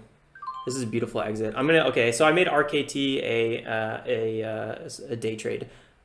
It is what it is. It was, you know, I'll take $200 any day. So again, RKT, I do think this one's going to keep selling off, and I was so ready to keep averaging down into this trade. So what I'm going to be looking to do with RKT, TA says close it. So I'm going to pretty much try to do the same trade with RKT. Where I'm going to be looking to buy more around 22.5. 22.5 was such a clear and obvious support and resistance line. I would have been so upset if I didn't trade this one. We had a nice top here. We had retests in this area. We had breakdowns, retests, pullbacks. We had all sorts of shenanigans. So smack, crackle, pop.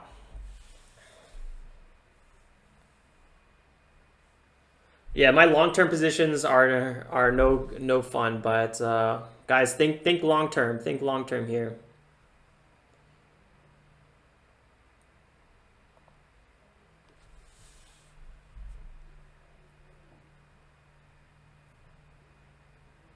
Never sell Tesla or Apple for a lot. Yeah.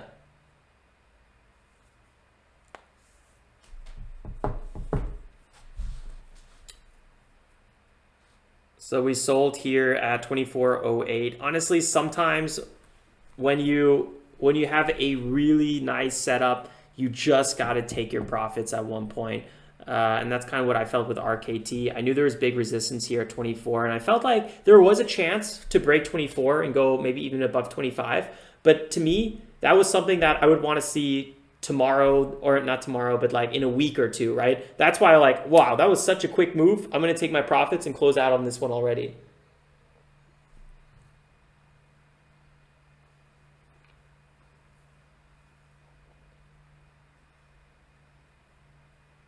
Think taxes.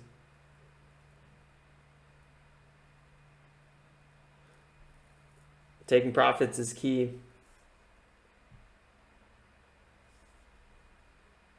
No TA.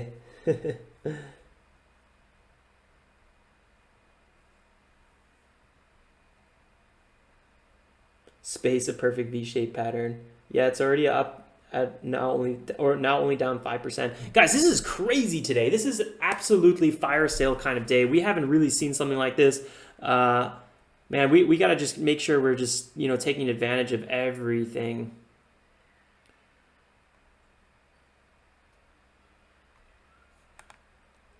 $20 is the next key area with RKT, so I'd probably be looking to buy again RKT at about 20. Let's think about a size we would want.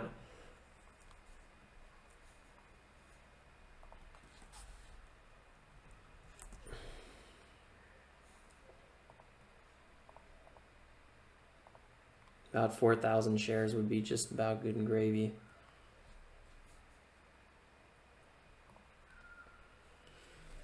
Oh, guys, I feel like we're going to be spoiled today.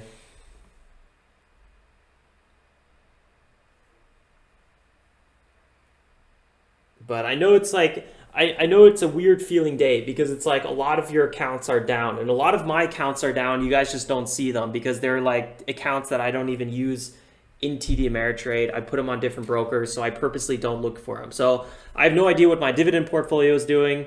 I'm sure that one's not doing that bad, but I think it's doing not good today because even the Dow Jones is down. And my dividend portfolio is almost all Dow Jones. And then I have obviously my investment portfolio, which is more a NASDAQ portfolio. That's definitely down today. But it's nice that we're able to enter some really good swing trades at these prices, and day trades where it was kind of not too great today. Day trading, I'm up pretty much like, I don't know, what is that? Like $100 with DPW. It was a pretty much a scratch. Luckily a green scratch, but it was, you know, it was a scratch nonetheless. What's your buy price for Apple? I mean, AAL, American Airlines. I don't know. I always felt like the 1250 zone was kind of interesting. Although we've been already testing the 1250 zone many times. So I'd probably be looking for like 11, maybe even 10. I don't know if we're going to get to 10.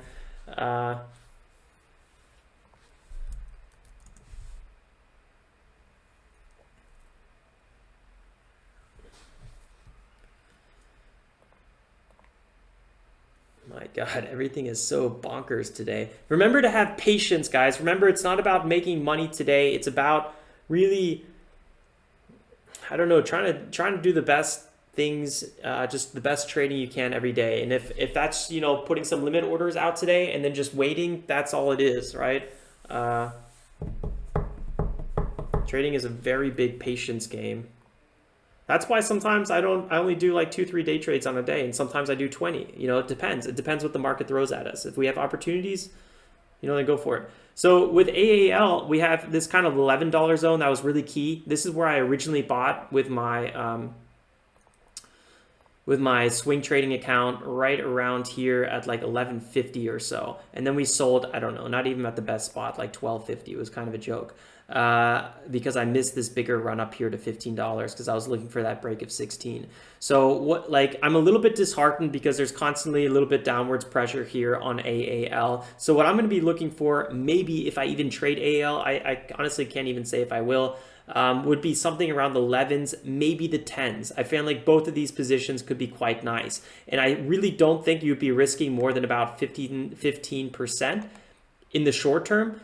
In the long term, if it breaks, you know, this key like 8.2, 8.5 zone, it can get shaky. So if you want to totally remove the risk on something like AAL and you want to trade the airlines, then go for the ETF jets. There's obviously less reward, but there's much less risk. So I don't know. I think with Jets, if you just had limit orders at key support zones, maybe at $15, maybe trade some reversals here in $15. And then if it dips down to 12.7, which you'd be down like 15%, which is kind of a lot for a swing trade. Actually, that's like way past my stop. That could be a good option too, but I don't know. I would have a hard time trading airlines right now. I feel like they're all ready for a secondary dip. And that's just how I feel about them. So I'm not going to be trading airlines right now. But let's say Jets goes into this $15 zone and maybe into the $12 zone. I would have no problem allocating, over a $5,000 position size on that one, because I feel like that's one of those opportunities that only comes once in a while and it just is really good. So JETS, ETF of airline companies, I would probably be looking to buy Jets instead. I don't know much about American Airlines. I just like the way it was trading, so I was trading it a lot. I don't know if they're going to go bankrupt, and honestly, I don't want to have to rely my swing trading on what the company's going to do on that extent. I mean, going bankrupt, that would smother my anybody's position. So it's a high risk trade. That's why I would probably look for the ETF Jets.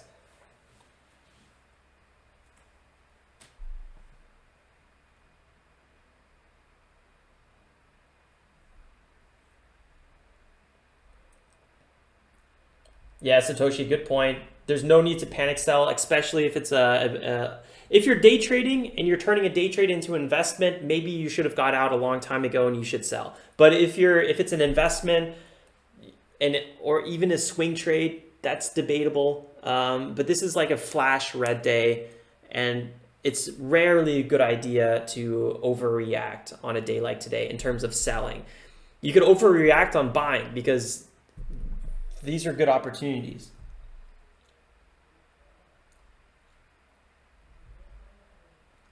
Nice, Polish. You took some profit. Sounds good. Trades pulling out. Pull out. AAL, not Apple. Uh-oh, did I just talk around the wrong ticker the whole time?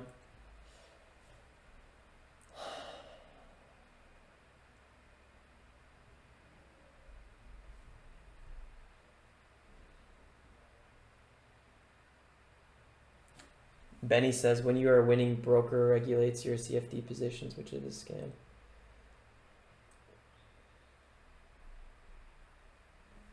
Contracts for difference. Maybe, I don't know. I can really comment on that. Today's a good day to add, but never sell. Praise the Lord, baby Jesus. Satoshi is preaching the truth. Look at Tesla down 7% right now. Yeah, I might even have to swing trade Tesla today, guys. I'm feeling a little naughty. Wake up on Tuesday for the live stream, and I'm just like, so guys, this is not looking good. No, I'm not going to touch Tesla yet. I can't wait to touch Tesla. Trust me, I'm holding back every bone in my body. We're already down 26% from the highs. This is beautiful. This is what we've been waiting for the whole time with Tesla. Anything in the 350s, I would be picking up some Tesla. So just to kind of confirm that, I'm going to put an order out at 350 something, 355. A little bit of a swing trade.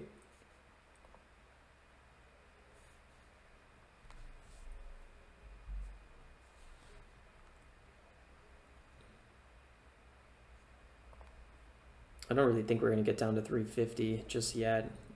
Maybe we will. We have the 180-day 4-hour moving average kind of in this 350 zone. I wouldn't be surprised to see like 362 or something like that. I'll go at 358. That would be a nice little buy right there. I don't think I'm going to really get this entry. I think... Hold on here. Buying power resulting for stop. Oh, okay. Well, that's obviously way too much of a size. I got to edit that. I was like, what? So if I buy 10 shares, that's $3.5 thousand. So I would probably be looking for like 12, maybe 13. Let me think about that for a second. So 13 shares would be about $4.6 thousand at 358. That way, if we go to 350, I can actually buy a little bit more without being over allocated on this account. So that's a good size. I still would have resulting buying power of $24,000. So that's good. So plenty of buying power.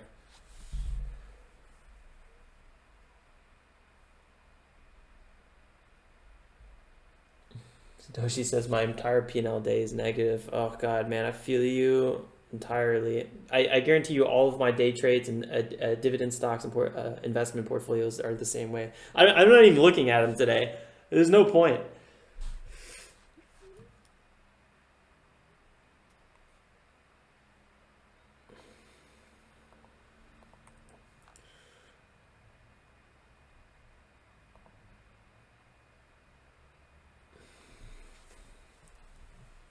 Happy we took our profits on RKT. That was a good idea.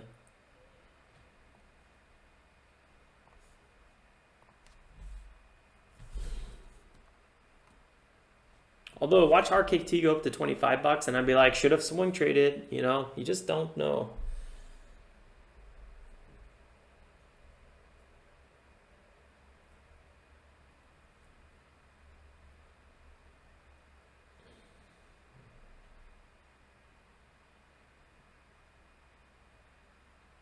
Yeah, the day trading rule, I was reading about it. It's from the dot-com bubble in the late 80s. And that was the first time people started day trading like heavy because, you know, people had kind of the first computers back then. And it caused a lot of retail traders to lose a lot of money. So they're trying to figure out how can we prevent this? And that's where the rule came into place, which... I'm not a big fan of the rule. I don't think it helps, but I don't know exactly what the best answer would be. But I don't think it's this arbitrary rule because it doesn't really fix any issue.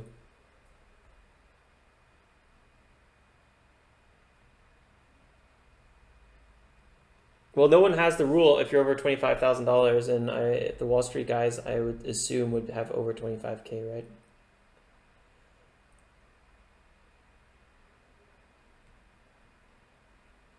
right? Michael bought some drip. Buy the drip.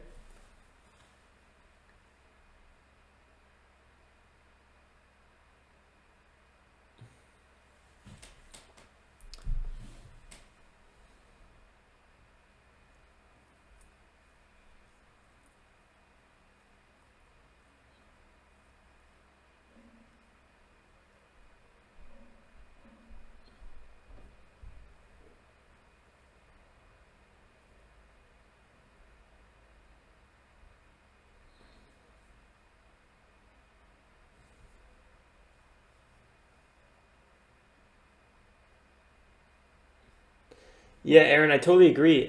Pattern day trader rule, if you're actually trying to be like a day trader with real rules that you follow yourself, the pattern day trader rule is very countersome to your own risk management. And that, like, you guys saw it for like 6 months. I was fighting the pattern day trader rule before I went to the unlimited account. And like, we were able to work with it, but it was very difficult. Literally the day we switched to the unlimited account, or not the day, but like the month, it was totally different trading. I was able to take base hits. I was able to cut my losses quickly without being like, I need to hold this one trade because it's the only trade I can do today. I was able to, everything became so much easier. So the pattern day trader rule is not good for day traders. It's not saving anybody. So like, yeah, I'm totally for getting rid of it.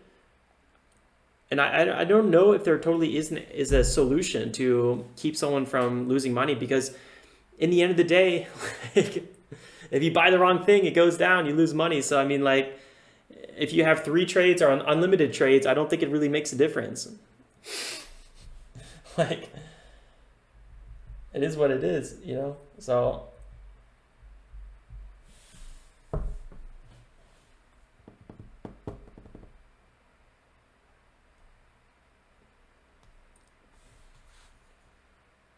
staff is down 14-15% today. I actually had a limit order on staff for quite some time at a really low kind of spot here at 0.4. I don't really see that this one's going to get executed really, but yeah, it is what it is. I There was like a few times that had some big flushes where I thought, okay, well this could maybe see some potential, but nah, never happened.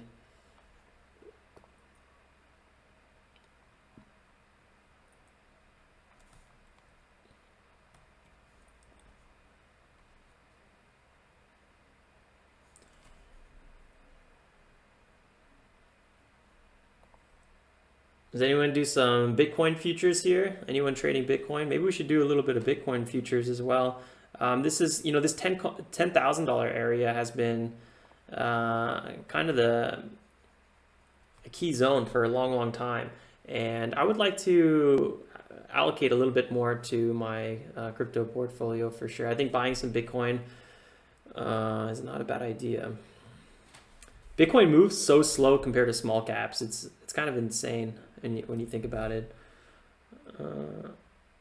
But then for a large asset category class, it moves pretty quickly. So it's interesting stuff.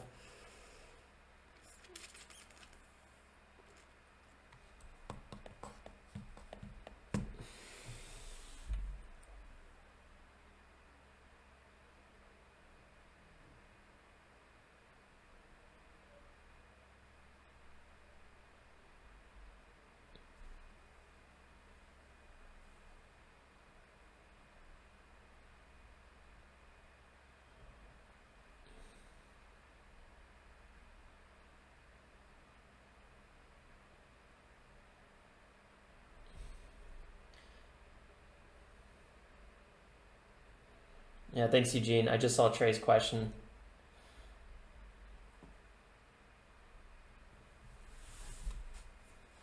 The problem with crypto trading, and I did it for like 2 years, and we were able to get consistently profitable with crypto trading as well. I mean, you guys saw my weekly review videos if you guys were on the channel back then, but it's much more expensive, but there's no pattern day trader rule. So you could take $10,000 and trade it as much as you want, which I don't know, it's a slippery slope as well. You can get very emotional trading the same ticker every day. I remember I traded primarily Litecoin, and sometimes I would like go into a Litecoin hole where I was just constantly thinking about it, and it was, I don't know if it was the best for my psychology, but it was good fun. Made a good chunk of money off from it, so I'm not against it. But I like trading stocks much more. It's much quicker. Yeah, Aaron, for better or worse. Again, like I love when the stock market is closed. I'm like, woohoo! Like I don't have to look at stocks right now. It's relaxing. The weekend, I don't have to think about what's trading. With crypto, it's like 24/7, and then you always feel guilty for not looking at the market. Kind of, it's a lot. Yeah, crypto's even Forex at least closes on Sundays, I think, right? It's 26 24/6, right? And then it closes at for like a few hours or something like that. I don't know.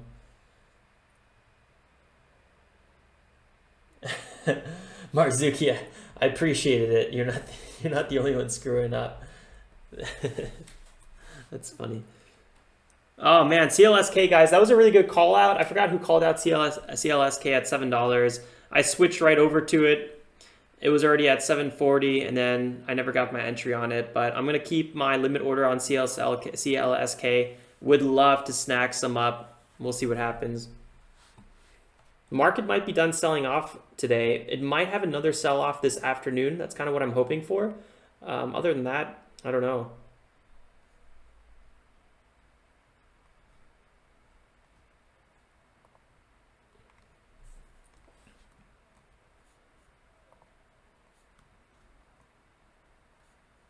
LMND had a ferocious bounce here.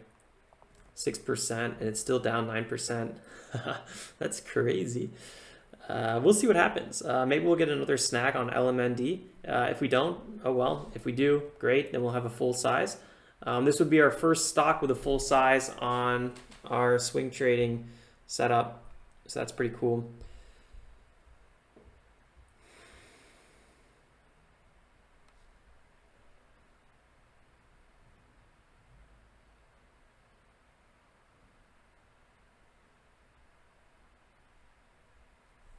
Trey says, I'm an emotional yo-yo right now. Ay, ay, ay. Benny says 24 5 days. Is it? It doesn't Forex go on Saturday as well, like half day or something? It's been a long time since I traded Forex. Yeah, Monday the markets are closed.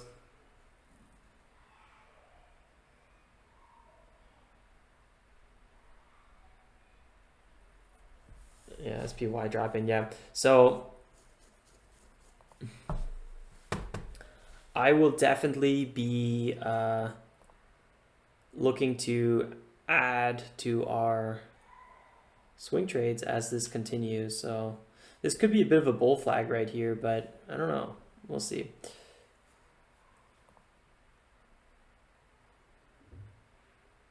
Look at the SPY. The SPY loves giving back like months of profit in 2 days. Look at that. Just insane. It's like, you know, a week here, a week there, a week there, a week there, and then just like whack, kablam.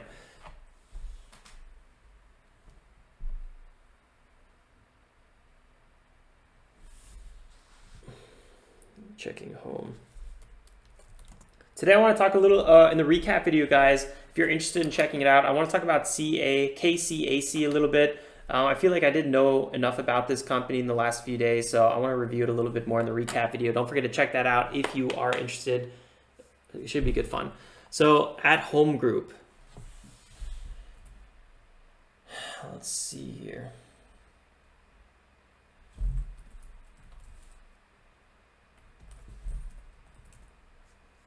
Big sell-off, but big support here around 13. Specialty retail, 50 million float, basically $1 billion market cap.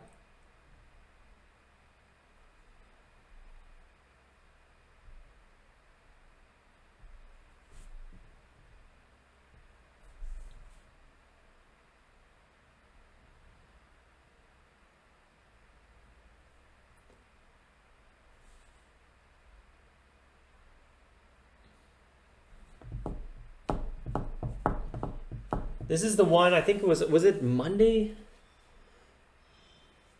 Or was it Tuesday? It could have been Tuesday. Thursday, Wednesday. Yeah, Tuesday they had their earnings. They shot through the roof. I think it was earnings. Anyway, could be a great dip buy in these areas on HOME for sure. I don't really know enough about this company where I would feel comfortable swing trading it. In terms of using my day trading account.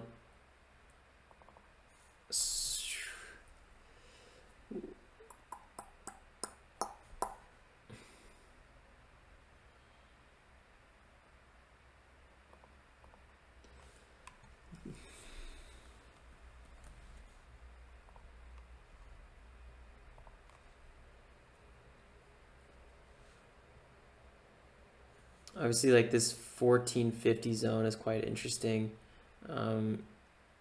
This is a original very key zone. So we're kind of coming down, testing these areas. So this is a breakout zone as well. Yeah, if you're confident in home, this could be a great swing trade entry. And if you're looking for an investment, I'd probably swing trade it first and then look for an investment. Or if my swing trade didn't work out, I'd maybe even consider just averaging down into these territories. Again, I don't know much about home. It's really hard for me to comment on this one. One thing that I'm always a little bit iffy on is when this shoulder right here, this high didn't break this high, which is a little bit of a red flag in my eyes. But right now you are getting it at a bit of a discount, which is good. But, you know, this is a really strong run up, so I wouldn't be surprised if it came down to $10 and had a little bounce off at $10. That was a 3,000% move. So again, I can't really comment on this ticker. I just don't know enough about it, but I would probably swing trade it first and then maybe invest into it if I was looking to invest into it. We'll see if it breaks 13 kind of 80. Actually, let's do like 13, 40, 50, and just kind of keep an eye on this one.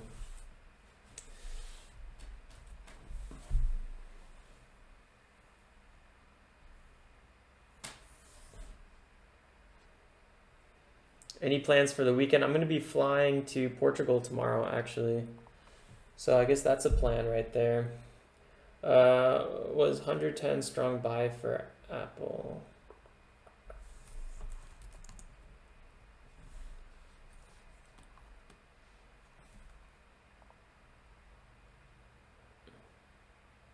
It's so funny that you say that. Look where my previous technical analysis has a key support and resistance zone, literally at 110. So funny that you say that, TA. That's really classic.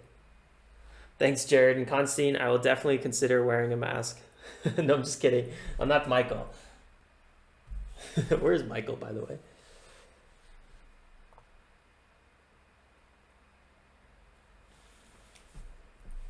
Yeah, so AAPL came down perfectly to 110.89. Wow. I can't believe I didn't trade this one. I should have had a limit order waiting for this one. I just wasn't expecting today to be dumping so hard, so I didn't have all these limit orders kind of waiting around. Would have been phenomenal. But so would I buy here?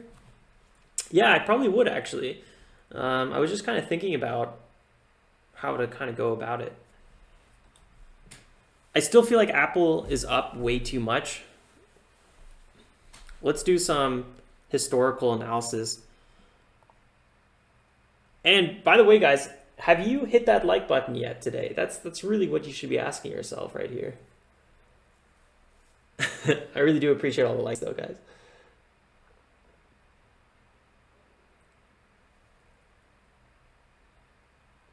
And it's a white spot on your mouth mask area.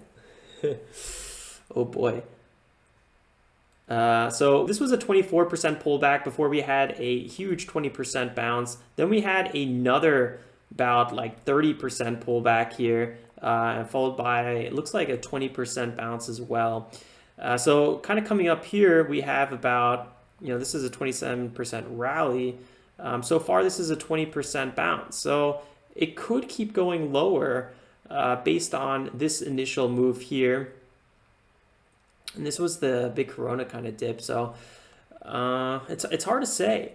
It's really hard to say. Maybe even a break of 110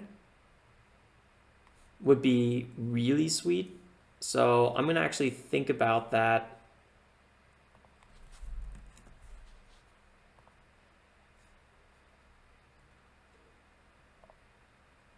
So let's think about this for a second.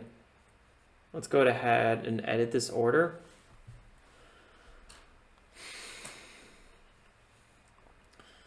So possibly at 109 even would be possibly a better entry. And then I wouldn't do a full size. I would do a partial size, and then I would probably look for getting into a full size if we went below that area. So let's quickly see here. So yeah, this would allow us to pick up $4.3 thousand of Apple at 109.50. I would feel very confident with this trade. I think we'd be risking about 8% max, and I would average down on the way down.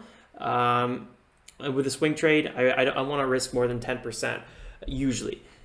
So I would like that. And the reason I say we're risking about 8% is because the last two major pullbacks, the first one was 21% and the second one was 30%, both of which had 20% bounces off the lows. So thinking about that, if we bought this kind of 21% dip here at 109.50, then we would look for maybe that 20% bounce back to the upside. But if Apple keeps going lower to, let's say, 105 or so like that, or even 100, we could just keep buying Apple on the way down, and then eventually we would get that 20% pull back to the upside. So that's kind of how I would be playing this one.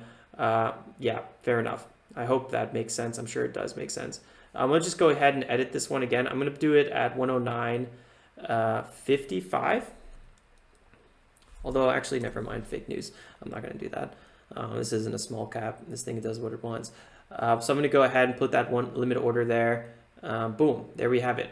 The reason I'm not using the classic 110 is because we already had the bounce off of 110. So now at this point, I would be looking for a little bit bigger of a move to the downside, score a little bit more points on the entry, and yeah, pretty much that's straightforward. I hope that makes sense. I think even 108.50 would probably be something to consider. Let me see where I can move this to. Let's go to 109, like 20s. I can't move it up anymore. About to break my wrist. That's at 39. Okay, you know what? This is why I didn't move it around before, because it's a little bit tricky to do that. So let's just go here to 27. I don't know why I do 27, but I just tend to like the number 27. Okay, boom, there it goes. So now we have a limit order on Apple as well.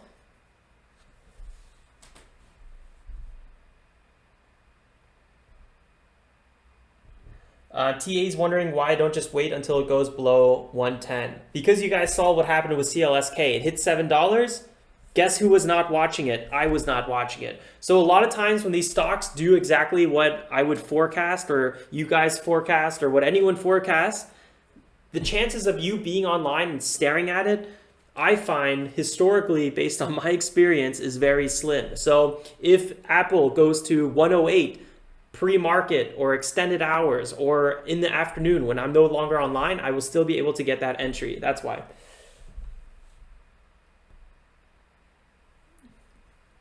Man, Satoshi, why would you get a margin call? Are you that like you would have to be short? Oh, are you leveraged on your long positions?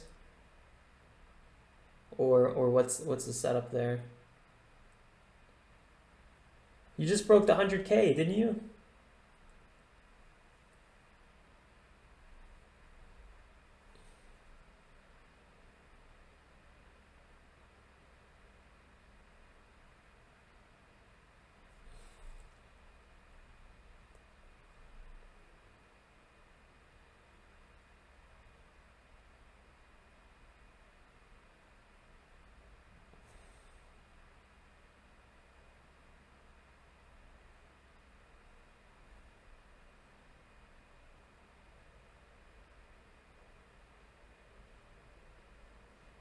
Satoshi says, sorry, my like button broke down with this market. It's fine, Satoshi, I understand. That's at least a funny thing to say.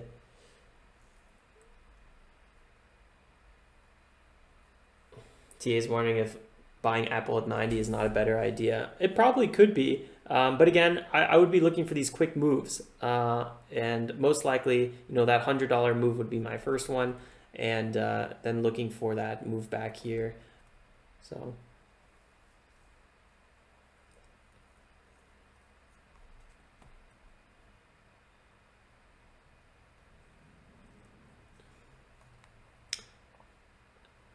Apple's down, yeah, right around like 21%, 20%.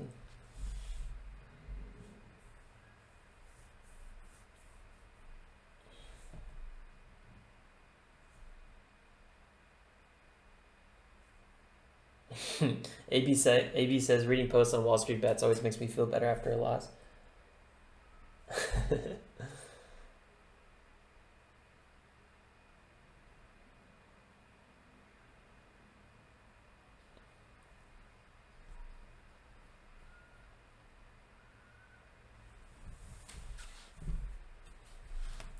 I'm not even sure if we're going to get this Apple entry, but I'm just going to leave it for now, and then I will kind of adjust accordingly.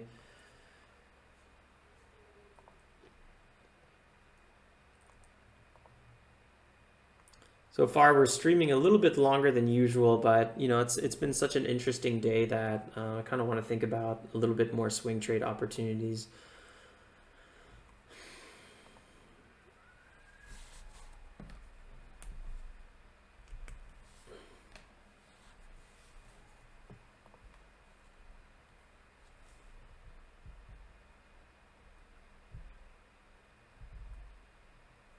Gotcha, TA. That's good to know.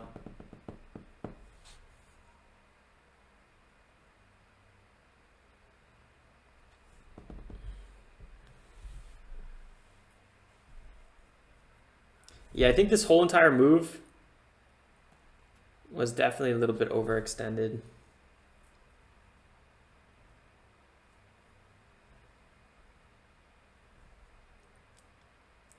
Maybe the best thing we could honestly do at this point is actually trade the $100.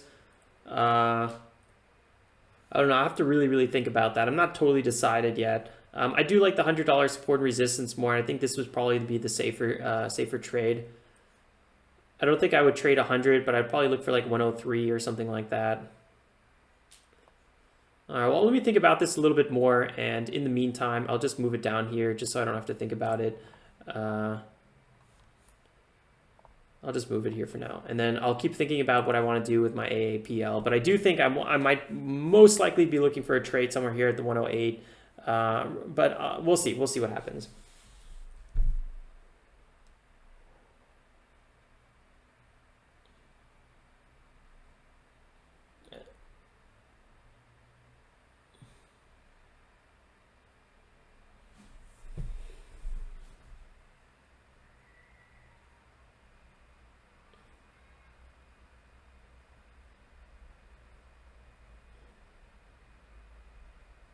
Yeah, fair enough, Satoshi. I got you, man.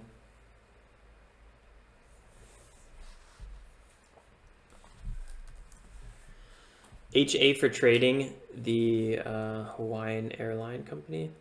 It looks like all the other airlines actually. Oh my God, it's so close to Apple. I would, if you told me if this was Apple, I'd probably even believe it.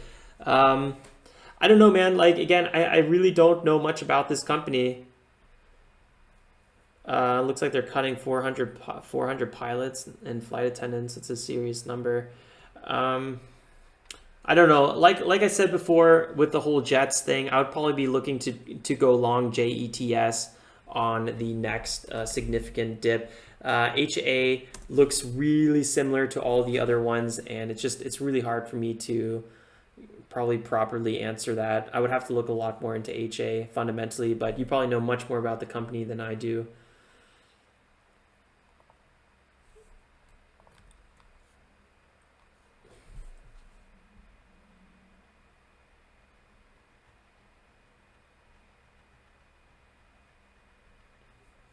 Being the flag carrier for the state will keep them up. Yeah, most likely. I mean, I don't think the state would let that company maybe go bankrupt. Who knows? Maybe they would.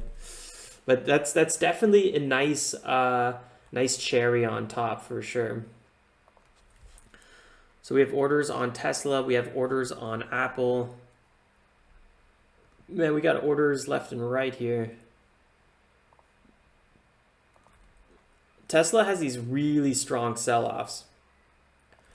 Like this sell-off here was 62%. And I'm a little bit nervous that we're kind of getting, that we might be kind of approaching one of those kind of sell-offs. 23% from our entry, that'd be 29%. I don't know. It's a tough kind of decision.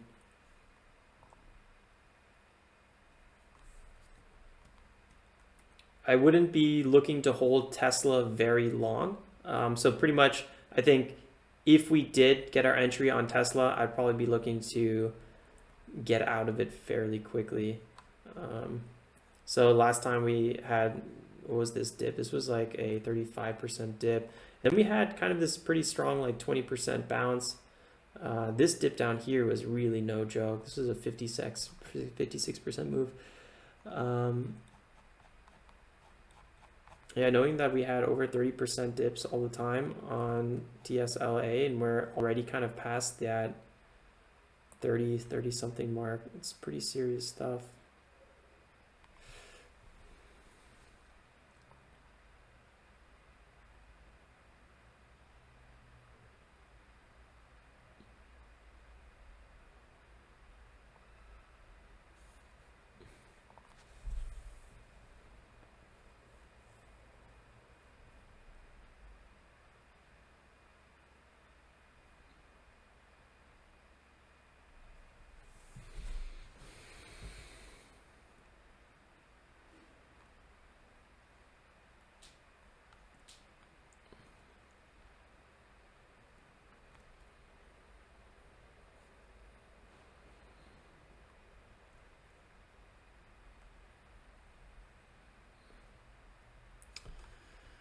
Well, most likely we won't enter Tesla or today. RKT back at 23.8.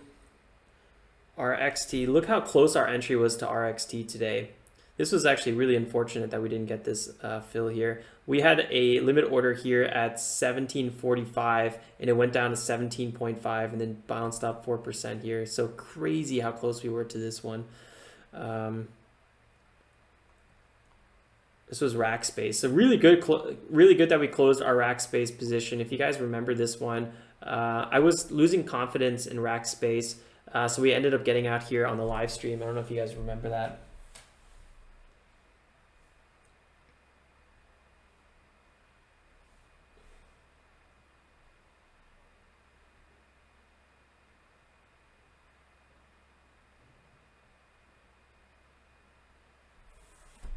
Yeah, it sounds fun, Satoshi.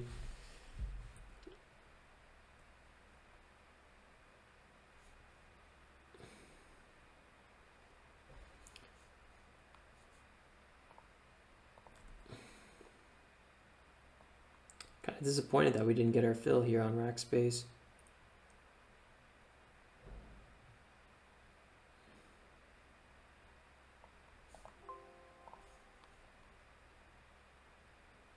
So we definitely have some support and resistance here at 16. I would probably consider buying this one for a bit longer and then look for a pop back to the upside. It's not like the best looking ticker. LMND still kind of here, have another limit order at 40.54, so maybe we'll buy a little bit more on LMND. A lot of these tickers have no bad news today. It's just everything's selling off with the market. So kind of a good reason or a good kind of idea just to be a little bit more not so reactive today, unless you're trying to, increase your position sizes. Other than that, no need to maybe be overreactive. Really nice bounce here on AYRO. This was a lead gapper from a long time ago. Sweet bounce there.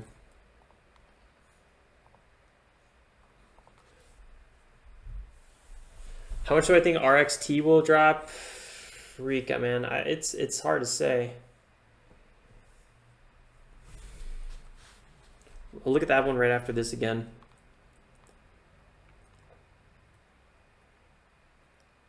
So AYRO, I've been kind of hoping that we would get a fill on this one for quite some time. This one's selling off with no volume. I don't know if I want to keep kind of chasing my luck with AYRO.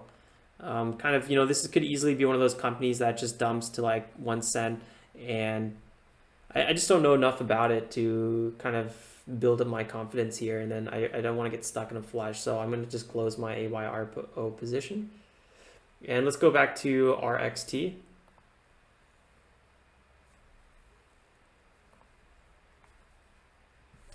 So yeah, what I was thinking about this one is I wanted that bounce off of 1750. I had my order at 1740 and I missed it by just a hair. I wouldn't be surprised if this bounced up here like 9% or so. I would be closing my position. I would have already wanted to be long this one. So what I'm going to be doing now is I'm going to be buying into the bull here. Oftentimes when you have one of these kind of cup and handles and they break out, the low ends up being big support, usually where this kind of candle in the middle pops up. So that would be around kind of 1614. So anywhere below 17, I would probably start accumulating till about like $16. So I'd be risking about 3%, and then I would be looking for ideally a reversal with RXT from there. I don't know if we'll get a full-blown reversal, but I do think we'll be able to load up some pretty good size, and that's kind of what my thought process behind that one is.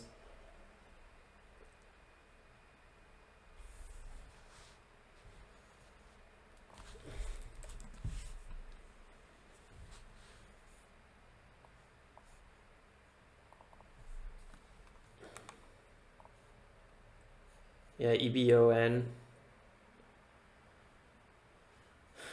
Interesting ticker. eBang International Holdings. I don't really know much about this ticker. I don't actually know anything about this ticker. Let's just be real.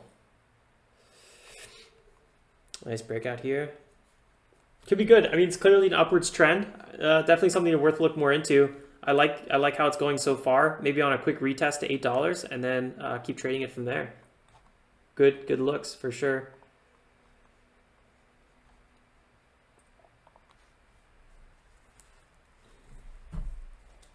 TTOO was another one of those lead gappers. I was kind of trying to get a bounce on this one at $1 for quite some time. Again, one of those tickers that I'm just really not sure if we're going to get that bounce. I was kind of trying to risk here a little bit, but just, you know, it might just be one more company that is kind of distracting me. Yeah, so a little bit undecided here. I have a limit order at 90. I'll move it to 93. I don't know. Not really convinced on TTOO, but I'll leave it for now. GNPX, you guys remember GNPX, just have some support there. I see. Nothing too interesting. Really want to focus a bit more on the large caps for the day trading or the swing trading.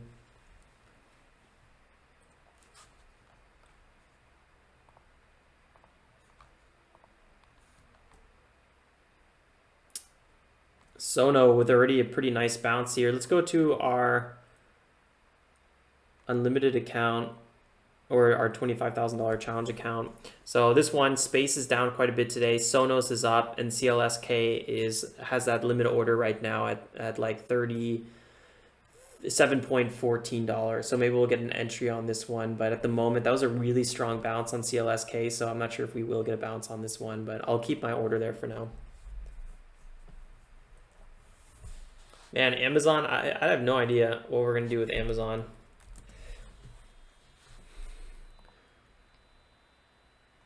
Even Amazon's only down 4% today. Broke some key support. Down 12% from the highs. Amazon's another one of those tickers where I don't really find interest in swing trading it. That's another one for my investment portfolio for sure, along with Apple and Tesla. Just kind of throw them in there, hold them for a few years. Look for a bit of, unless like something drastic changes. AMD is another one of those kind of investment stocks.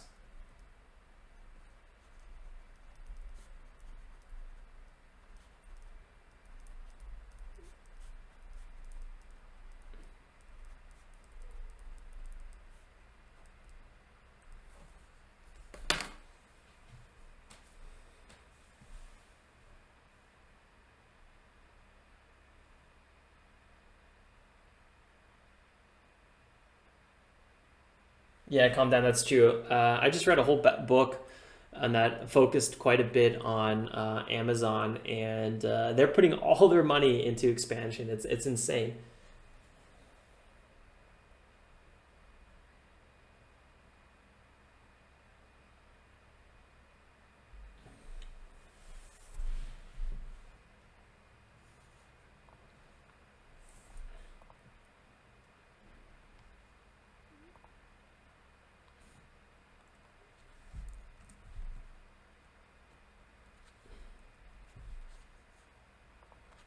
Yeah, we should have closed out our space trade when we had the chance, huh?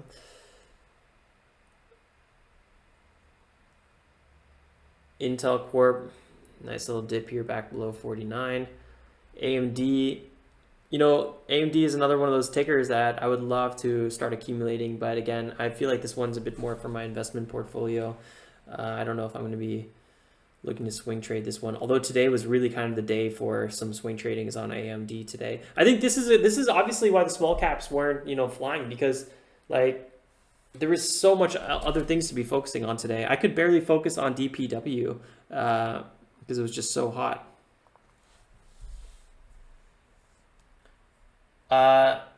Sideways Russian, I actually moved it down to like 103.3. I still might move it back up to 109. Or 108. I'm not totally sure yet. We'll kind of keep seeing what happens. Yeah, so right now here, mine's at 103 or 102. I thought it was at 103.3. So it's at 102.66. So funny how you forget these things so fast. I don't know. Probably a little bit too conservative with the AAPL, but this, you know, ultimately would be a very conservative play. And if we started selling off here past my order, I would really just start accumulating. Most likely I'll miss the Apple dip though. NKLA, no trade yet for me on this one. Probably around 20 bucks. I would like to accumulate some NKLA.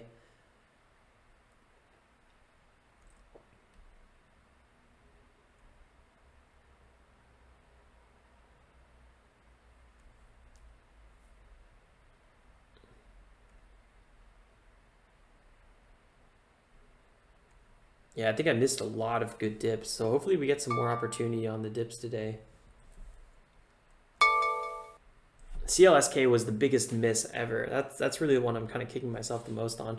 XPEV, guys, this one dipped quite a bit as well today. Kind of recovered a little bit like most tickers. XPEV would definitely be one of those classic plays I'd like to look into a little bit more. Huge support here around 18. Had a nice little double bottom. Really good to see that.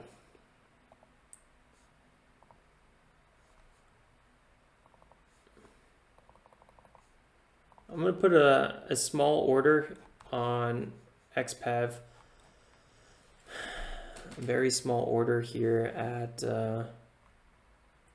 thinking if we can break this zone.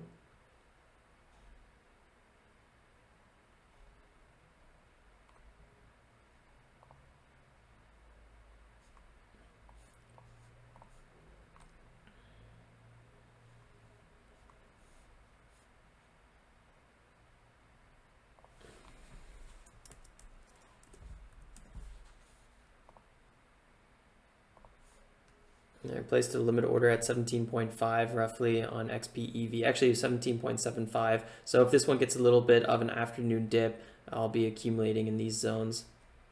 We recently had our swing trade on this one right after the IPO.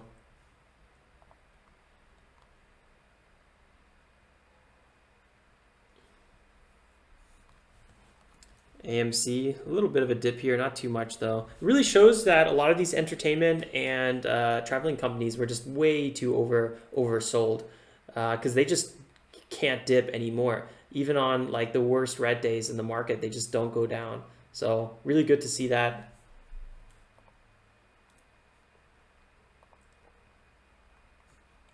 And probably a big argument for why you want to maybe pick up some.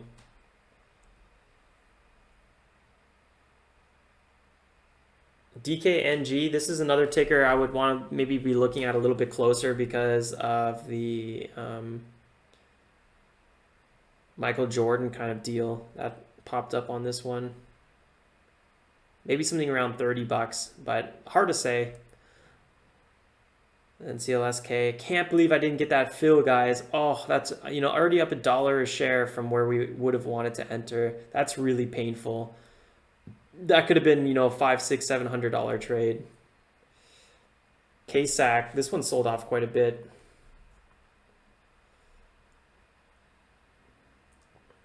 It's quite the tumble, huh?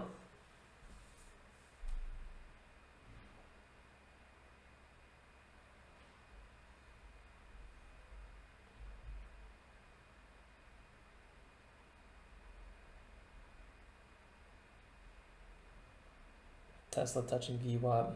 Uh-oh, we'll see what kind of turnaround we start getting on some of these tickers. CLSK had the most wicked recovery. That one looked pretty good.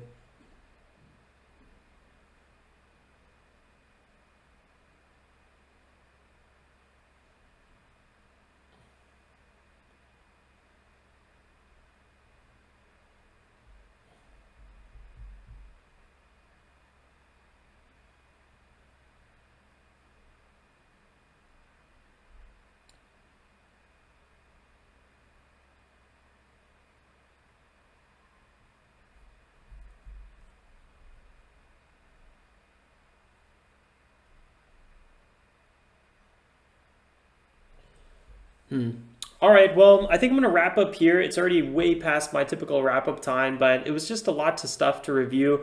I think we might have maybe one more dip or so, one more of these like extreme dips. Maybe that would already be like really pushing it. If we have another one of these extreme dips, I will probably be buying everything and have close to a full allocation, and then look for a quick swing trade pop back to the upside. So that's going to be my play for maybe end of day today and then going into Tuesday next week. That's what I'm going to be thinking about. So let's keep in mind on that. Satoshi says the reversals are taking place. Yeah, so interesting stuff out here, though. It's quite a heck of a situation.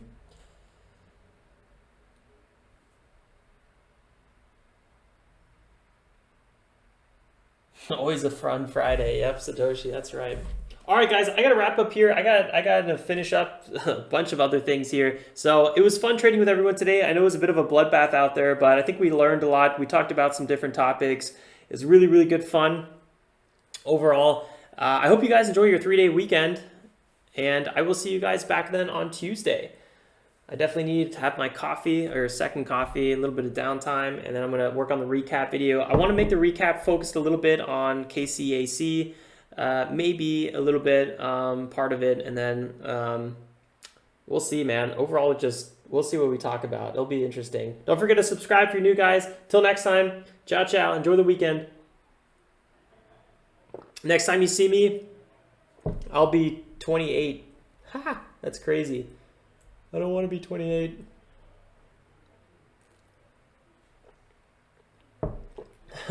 Anthony just popping in here. Ciao, ciao. Thanks. Thanks, CD.